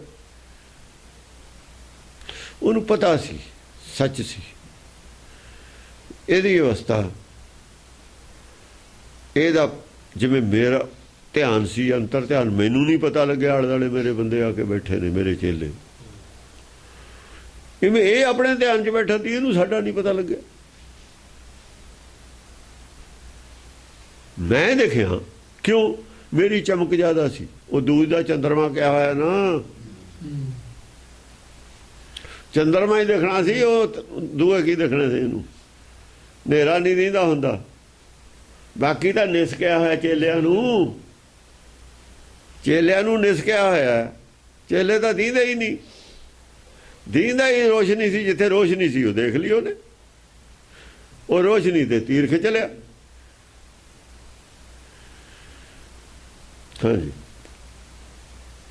ਹਰ ਸੋਹਿਤ ਜੋ ਇਹ ਭਾਂਤ ਕਰੈ, ਭਵ ਭਾਰ ਅਪਾਰੈ ਪਾਰ ਪਰੈ। ਬਸ ਕਹਿੰਦੇ ਜੇ ਹਰ ਨਾਲ ਇਹੋ ਜਿਹਾ ਰਿਸ਼ਤਾ ਪਾ ਲਈਏ ਆਪਾਂ, ਆ ਭਵ ਸਾਗਰ ਤੋਂ ਫਟ ਪਾਰ ਗਿਆ। ਭਵ ਭਾਰ ਅਪਾਰੈ ਪਾਰ ਪਰੈ। ਹਾਂ, ਪਾਰ ਭਵ ਸਾਗਰ ਤੋਂ ਪਾਰ ਹੋ ਜਾਂਦਾ ਹੈ, ਹੋ ਸਕਦਾ ਹੈ। ਮਲ ਅੰਤਰ ਯਾਹੇ ਇਸ਼ਨਾਨ ਕਟੈ, ਜਗ ਤੇ ਫਿਰ ਆਮਨ ਜਾਣ ਮਿਟੈ। ਬਸ ਉਹ ਕਹਿੰਦੇ ਇਸ਼ਨਾਨ ਉਹਦਾ ਫਿਰ ਬਾਹਰ ਨਹੀਂ ਹੁੰਦਾ। ਮਲ ਅੰਤਰ ਯਾਹੇ ਇਸ਼ਨਾਨ ਕਟੈ। ਬਸ ਉਹ ਅੰਤਰ, ਬਸ ਇਸ਼ਨਾਨ ਉਹਦਾ ਮਨ ਦਾ ਅੰਦਰ ਹੀ ਹੁੰਦਾ। ਅੰਦਰ ਦੀ ਜਿਹੜਾ ਹੈ ਨਾ, ਮਲ ਅੰਤਰ ਯਾਹੇ ਇਸ਼ਨਾਨ ਕਟੈ। ਹਾਂ, ਜਿਹੜੀ ਅੰਦਰ ਦੀ ਮੈਲ ਹੈ ਅੰਦਰ ਹੀ ਕੱਟ ਜਾਂਦੀ ਹੈ ਉਹਦੀ, ਫਿਰ ਉਹਦੇ ਅੰਦਰ ਮਲੀਨਤਾ ਨਹੀਂ ਰਹਿੰਦੀ। ਜਗ ਤੇ ਫਿਰ ਆਮਨ ਜਾਣ ਮਿਟੈ। ਆਉਣਾ ਜਾਣਾ ਜਗ ਤੋਂ ਉਹਦਾ ਮਿਟ ਜਾਂਦਾ ਹੈ। ਇਹ ਗੱਲ ਕੌਣ ਲਿਖ ਸਕਦਾ ਹੈ? ਜਿਹੜਾ ਇਹ ਗੱਲ ਜਾਣਦਾ ਉਹ ਕੌਣ ਹੈ? ਪੰਡਤ ਨਹੀਂ ਜਾਣਦਾ ਇਹ ਗੱਲ। ਜਗ ਤੋਂ ਛਿੱਟਣ ਦੀ ਗੱਲ ਪੰਡਤ ਕਿੱਥੇ ਲਿਖੀ ਹੋਈ ਹੈ? ਪੰਡਤ ਦੇ ਸ਼ਾਸਤਰ ਸਿਮਰਤਾਂ ਵਿੱਚ ਉਹਦੇ ਤਾਂ ਅੱਖਾਂ ਨਾਲ ਦਰਸ਼ਨ ਦੀ ਗੱਲ ਲਿਖੀ ਹੋਈ ਹੈ। ਆ ਜਿਹੜੀ ਪਿਛਲੀਆਂ ਪੰਕਤੀਆਂ ਨੇ ਇਹ ਕਿਹਦੀਆਂ ਲਿਖੀਆਂ ਹੋਈਆਂ ਨੇ? ਇਹ ਉਹਦੀਆਂ ਲਿਖੀਆਂ ਹੋਈਆਂ ਜਿਹੜਾ ਗੁਰਮਤਿ ਦਾ ਸਾਰ ਜਾਣਦਾ। ਇਹ ਤਾਂ ਸਾਬਤ ਹੁੰਦਾ ਵੀ ਦਸਮ ਪਾਤਸ਼ਾਹ ਦੀ ਖੁਦ ਲਿਖੀ ਹੋਈ ਹੈ ਗੱਲ, ਇਹ ਆਪ ਲਿਖਿਆ ਹੋਇਆ ਹੈ, ਜਗ੍ਹਾ ਜਗ੍ਹਾ ਤੇ ਸਾਬਤ ਹੋਈ ਜਾਂਦਾ। ਹਾਂਜੀ, ਗੁਰ ਜਾਣ ਤਬੇ ਤੇ ਪਾਏ ਪਰਾ। ਆ ਦੇਖੋ, ਗੁਰਦੇਵ ਮੰਨ ਕੇ ਪੈਰੀ ਪੈ ਗਿਆ ਜਾ ਕੇ। ਉਹ ਖੜਾ, ਉਹ ਪੈਰੀ ਪੈ ਗਿਆ ਜਾ ਕੇ, ਉੱਠ ਕੇ ਪੈਰੀ ਪੈ ਗਿਆ ਉਹਦੇ ਜਾ ਕੇ, ਗੁਰ ਮੰਨ ਕੇ। ਉਹ ਤਾਂ ਅਪਰਾਧੀ ਸੀ ਬਈ, ਰੋਜ਼ਗਾਰ ਖੇਡਦਾ ਸੀ। ਦੱਤਾਤਰੇय ਪੈਰੀ ਪੈ ਗਿਆ ਜਾ ਕੇ। ਦੱਤ ਦੇ ਮੁਕਾਬਲੇ ਦਾ ਦੁਨੀਆ 'ਚ ਕੋਈ ਆਦਮੀ ਨਹੀਂ, ਤਪੀਸਲ ਨਹੀਂ, ਸਾਰੀ ਦੁਨੀਆ ਘੁੰਮ ਆਇਆ। 3 ਕੁੰਟਾਂ ਦਾ ਪਹਿਲਾਂ ਘੁੰਮ ਆਇਆ, ਦੱਖਣ ਨੂੰ ਚੱਲਿਆ। ਹੁਣ ਇਹ ਦੱਖਣ ਦੇ ਪਹਾੜਾਂ ਦੀ ਗੱਲ ਹੋਊ, ਇਹ ਜੰਗਲ ਦੱਖਣ ਦੀ ਗੱਲ ਚੱਲੀ ਸੀ ਨਾ। ਦੱਖਣ ਦਾ ਜਿਹੜੇ ਪਹਾੜ ਨੇ ਇੱਥੇ ਦੀ ਗੱਲ ਹੋਊ ਨਾ। ਜੰਗਲ ਇੱਥੇ ਫਿਰਦੇ ਨਹੀਂ ਨਕਸਲਵਾੜੀਏ, ਉੱਥੇ ਹੀ ਲੁਕਦੇ ਨੇ ਜਾ ਕੇ। ਉਹ ਜੰਗਲ, ਉਹਨਾਂ ਤੋਂ ਤਾਂ ਸਾਡੀ ਫੌਜ ਪੁਲਿਸ ਵੀ ਘਬਰਾਉਂਦੀ ਹੈ ਜਾਣ ਤੇ, ਹਾਲਾਂਕਿ ਆਬਾਦੀ ਬਹੁਤ ਹੈ ਹੁਣ। ਇੱਧਰਲੀ ਗੱਲ ਹੈ। ਉਹ ਜਿਹੜਾ ਇੰਨਾ ਏਰੀਆ ਘੁੰਮਿਆ ਆ, ਆਖਿਰ ਉਹਨੇ ਦੁਨੀਆ ਇੰਨੀ ਨਾਲ ਤੁਰ ਪਈ ਉਹਦੇ ਨਾਲ। ਉਹਦੇ ਮੁਕਾਬਲੇ ਦਾ ਹੋਰ ਕੋਈ ਬੰਦਾ ਤਾਂ ਹੈ ਨਹੀਂ। ਜੇ ਹੁੰਦਾ ਤਾਂ ਇੱਥੇ ਅਵਤਾਰ ਲਿਖਿਆ ਹੁੰਦਾ ਹੈ ਵੀ। ਉਹ ਜਿਹੜੇ ਇਲ ਵਗੈਰਾ ਗੁਣ ਬਣਾਏ ਨੇ, ਉਹ ਆਦਮੀ ਉਹਨਾਂ 'ਚ ਉਹ ਜਿਹਾ ਨਹੀਂ ਹੈ। ਉਹ ਧਿਆਨ ਵਾਲੇ ਨੇ, ਹੈ ਉਹ ਰੂਪ ਪਿੰਜਣ ਵਾਲਾ ਵੀ। ਉਹਦੇ ਪੈਰੀਂ ਥੋੜ੍ਹੀ ਪਿਆ ਜਾ ਕੇ ਦੱਤ। ਉਹ ਮੰਨ ਲਿਆ ਵੀ ਇਹਦਾ ਧਿਆਨ ਚੰਗਾ ਹੈ। ਕੁੜੀ ਵੀ ਗੁੱਡੀ ਹੈ, ਪੈਰੀਂ ਥੋੜ੍ਹਾ ਪਿਆ ਕਿਸੇ ਦੇ। ਜਾਂ ਉਹਨੂੰ ਥੋੜ੍ਹੀ ਦੱਸਿਆ ਤੈਨੂੰ ਮੈਂ ਗੁਰੂ ਬਣਾ ਲਿਆ। ਉਦੋਂ ਅਸਰ ਲੈ ਲਿਆ ਵੀ ਹਾਂ ਠੀਕ ਹੈ ਇਹਦਾ ਅਸਰ। ਕਿਸੇ ਆਦਮੀ ਦੇ ਪੈਰੀ ਪਿਆ ਸਾਬਤ ਕਰੋ। ਸ਼ਿਕਾਰੀ ਦੇ ਬਹਿਮਾਦ ਖਾਨ ਵਾਲੇ ਹੁਣ ਤੱਕ ਇੱਕ ਅਪਰਾਧੀ ਸ਼ਿਕਾਰੀ ਦੇ ਜਿਹਨੂੰ ਇਹ ਕਹਿੰਦੇ ਨੇ ਆਹ ਖਾਣਾ ਮਾਸ ਖਾਣ ਵਾਲੇ ਦੇ, ਉਹਦੇ ਪੈਰੀ ਪੈ ਗਿਆ ਜਾ ਕੇ। ਜਾਂ ਤਾਂ ਦੱਤ ਦਾ ਦਿਮਾਗ 'ਚ ਫਰਕ ਹੈ, ਜਾਂ ਫਿਰ ਇਹਨਾਂ ਦੇ ਦਿਮਾਗ 'ਚ ਫਰਕ ਹੈ, ਪੰਡਤ ਦੇ ਦਿਮਾਗ 'ਚ ਫਰਕ ਹੈ। ਪੰਡਤ ਦੇ ਦਿਮਾਗ 'ਚ ਤਾਂ ਫਰਕ ਹੈ। ਉਹ ਜੇ ਨਾ ਫਰਕ ਹੁੰਦਾ ਤਾਂ ਵੇਦ ਕਿਉਂ ਛੱਡਦਾ? ਰੋਵੇ ਪੰਡਤ ਗਿਆਨ ਗਵਾਏ, ਗਿਆਨ ਗਵਾ ਕੇ ਰੋਂਦਾ ਫਿਰਦਾ ਪੰਡਤ। ਦੁਨੀਆ ਤੋਏ ਤੋਏ ਕਰਦੀ ਹੈ ਖਿਲਾਫ ਵੀ ਪੰਡਤ ਦਾ ਅਤਬਾਰ ਨਾ ਕਰ ਲਿਓ। ਉੱਥੇ ਇੱਕ ਆਪਣੇ ਯੂਪੀ ਦੇ ਵਿੱਚ ਪਰਮਵੀਰ ਨੂੰ ਕਹਿੰਦਾ, ਯਾਦਵ ਹੈ, ਕਹਿੰਦਾ ਸੱਪ ਦਾ ਅਤਬਾਰ ਕਰ ਲਈ, ਸਿੰਹ ਦਾ ਅਤਬਾਰ ਕਰ ਲਈ, ਪੰਡਤ ਦਾ ਅਤਬਾਰ ਨਾ ਕਰੀ। ਉਹਨੇ ਮੈਨੂੰ ਆ ਕੇ ਦੱਸਿਆ ਵੀ ਐਂ ਕਹਿੰਦਾ ਉਹ ਹੈ ਯਾਦਵ। ਉਹ ਮੈਂ ਕਿਹਾ ਭਾਈ ਉਹ ਕ੍ਰਿਸ਼ਨ ਦੇ ਚੇਲੇ ਨੇ, ਕ੍ਰਿਸ਼ਨ ਦਾ ਪਰਿਵਾਰ ਹੈ। ਕ੍ਰਿਸ਼ਨ ਤਾਂ ਪੰਡਤ ਦੇ ਪਹਿਲਾਂ ਹੀ ਖਿਲਾਫ ਹੈ, ਪੰਡਤ ਕ੍ਰਿਸ਼ਨ ਦੇ ਖਿਲਾਫ ਹੈ। ਪੰਡਤ ਨੇ ਤਾਂ ਕ੍ਰਿਸ਼ਨ ਨੂੰ ਇੱਕ ਬਹੁਤ ਹੀ ਘਟੀਆ ਉਹ ਕੁੜੀਆਂ ਦੇ ਕੱਪੜੇ ਲੈ ਗਿਆ ਚੱਕ ਕੇ। ਦੇਖੋ ਕਿੱਡੀ ਬੜੀ ਗੱਲ ਹੈ। ਇਹੋ ਜਿਹਾ ਕੁਛ ਲਿਖਿਆ ਜਿਹਦੇ ਨਾਲ ਬਹੁਤ ਹੀ ਨਫ਼ਰਤ ਕਰਨ ਲੋਕ। ਕਲਮ ਉਹਦੇ ਕੋਲ ਸੀ, ਜੋ ਮਰਜ਼ੀ ਲਿਖੀ, ਪੜ੍ਹਨ ਉਹਨੇ ਹੋਰ ਕਿਸੇ ਨੂੰ ਦਿੱਤਾ ਨਹੀਂ। ਇਹੋ ਜਿਹੀਆਂ ਗੱਲਾਂ ਜਾਣ ਬੁੱਝ ਕੇ ਜੋੜੀਆਂ ਹੋਈਆਂ ਨੇ ਅੱਜ, ਜਿਹੜੀਆਂ ਅਸੀਂ ਕਰ ਵੀ ਨਹੀਂ ਸਕਦੇ। ਪਹਿਲਾਂ ਉਧਰ ਰਾਮਚੰਦਰ ਹੈ, ਉਹਨੇ ਮਾਰਿਆ ਸੀ ਪੰਡਤ ਨੂੰ, ਰਾਵਣ ਨੂੰ, ਉਹਦੇ ਖਿਲਾਫ ਬਹੁਤ ਕੁਝ ਲਿਖ ਦਿੱਤਾ ਹੈ ਜਿਹਾ। ਹੁਣ ਜਿਹੜੇ ਨੂੰ ਲੋਕਾਂ ਨੂੰ ਪਤਾ ਲੱਗਦਾ ਹੈ, ਹੁਣ ਸਾਰੇ ਹੀ ਮੁਖਰ ਹੋਏ ਨੇ, ਸਾਰੇ ਦੱਸਦੇ ਸਭ ਅੰਡ ਵੰਡ ਲਿਖਿਆ ਹੈ ਇਹਨਾਂ ਦਾ।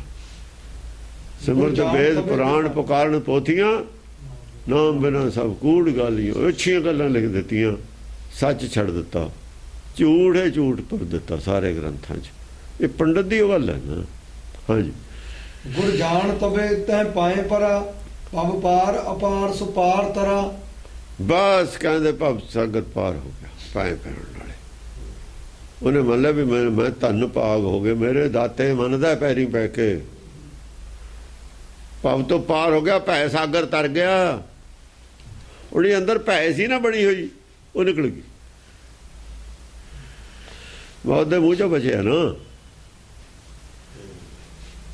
ਮੌਤ ਨੂੰ ਬਹੁਤ ਨੇੜਿਓਂ ਦੇਖ ਲਿਆ ਨਾ ਤੀਰ। ਜਿਹਦਾ ਗੋਲੀ ਚੱਲ ਗਈ ਹੋਵੇ, ਲੱਗੀ ਨਾ ਹੋਵੇ, ਕੰਨ ਕੋਲ ਦੀ ਲੰਘੀ ਹੋਵੇ, ਉਹ ਮੌਤ ਦੇ ਮੂੰਹ 'ਚ ਬਚਿਆ ਹੁੰਦਾ। ਜਦ ਮੌਤ ਦੇ ਮੂੰਹ 'ਚੋਂ ਬਚ ਜਾ, ਫਿਰ ਉਹਦੀ ਅਵਸਥਾ ਬਦਲ ਜਾਂਦੀ ਹੈ ਆਦਮੀ ਦੀ। ਫਿਰ ਉਹਦੀ ਅਵਸਥਾ ਬਦਲ ਜਾਂਦੀ ਹੈ। ਬਹੁਤ ਨੇੜਿਓਂ ਜਿਹੜਾ ਮੌਤ ਨੂੰ ਦੇਖ ਲਵੇ, ਉਹਦੀ ਅਵਸਥਾ ਫਿਰ ਬਦਲ ਜਾਂਦੀ ਹੈ। ਫਿਰ ਉਹ ਬਹੁਤਾ ਭੈ ਨਹੀਂ ਕਰਦਾ ਮੌਤ ਦਾ। ਹਾਂਜੀ, 10 ਅਸ਼ਟ ਸਮੋ ਗੁਰਦਾਸ ਕੀਓ। 10 ਅਸ਼ਟ 18ਵਾਂ ਗੁਰੂ ਬਣਾ ਲਿਆ।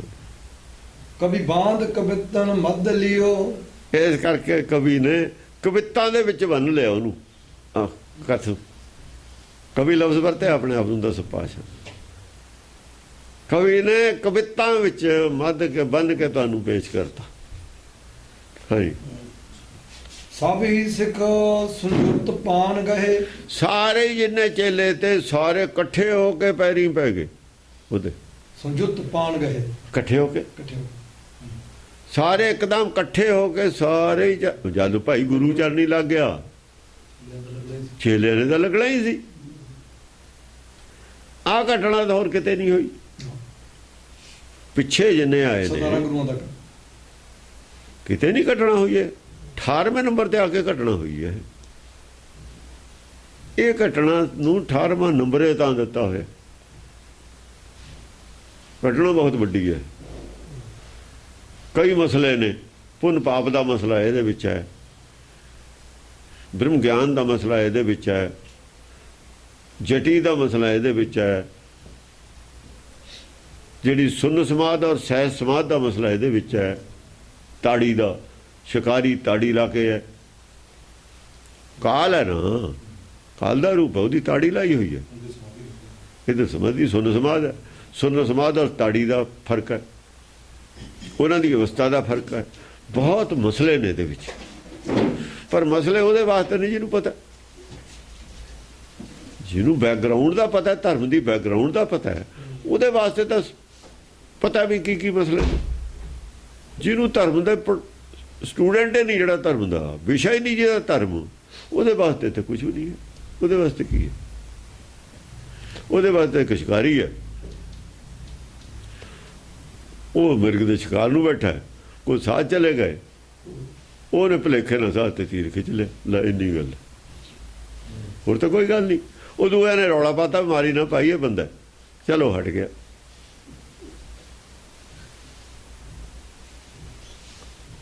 ਉਹ ਇਹ ਕਹਿਤਾ ਵੀ ਤੁਸੀਂ ਕਿਉਂ ਆਏ ਹੋ, ਭੁਲੇਖਾ ਲੱਗ ਗਿਆ ਮੈਨੂੰ। ਉਹ ਚਲੋ ਇਹ ਤਾਂ ਗੱਲਾਂ ਨੇ, ਪਹਿਲਾਂ ਕਹਿੰਦੇ ਵੀ ਇਹ ਤਾਂ ਇਹੋ ਜਿਹੀਆਂ ਤਾਂ ਕਵਿਤਾ ਜਾਂ ਲਿਖਦਾ ਆਦਮੀ ਕੋਲੋਂ ਥੋੜ੍ਹੇ ਬਹੁਤ ਵਧਾ ਘਟਾ ਲੈਂਦਾ ਹੀ ਹੈ।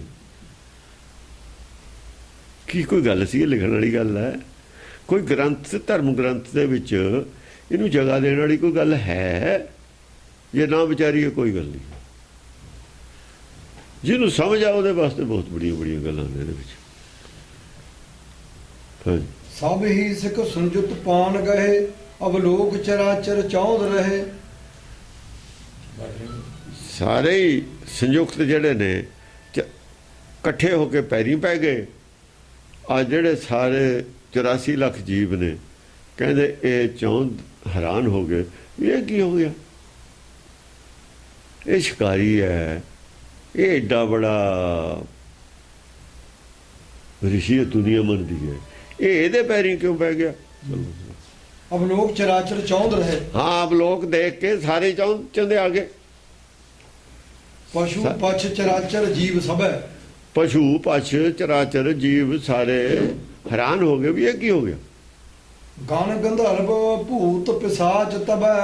ਉਹ ਸਾਰੇ ਗੰਧਰਵ ਆਂਦੇ ਗਣ ਸੀ ਜਿਹੜੇ, ਪਿਸਾਚ ਭੂਤ ਤੇ ਸਾਰੇ ਹੈਰਾਨ ਹੋਏ, ਸਾਰੇ ਜੀਵ ਹੈਰਾਨ ਹੋਏ ਇਹ ਦੇਖ ਕੇ ਕਿ ਇਹ ਕੀ ਹੋ ਗਿਆ। ਇੱਕ ਐਡਾ ਬੜਾ ਧਾਰਮਿਕ ਆਦਮੀ ਇੱਕ ਸ਼ਿਕਾਰੀ ਦੇ ਪੈਰੀਂ ਪੈ ਗਿਆ।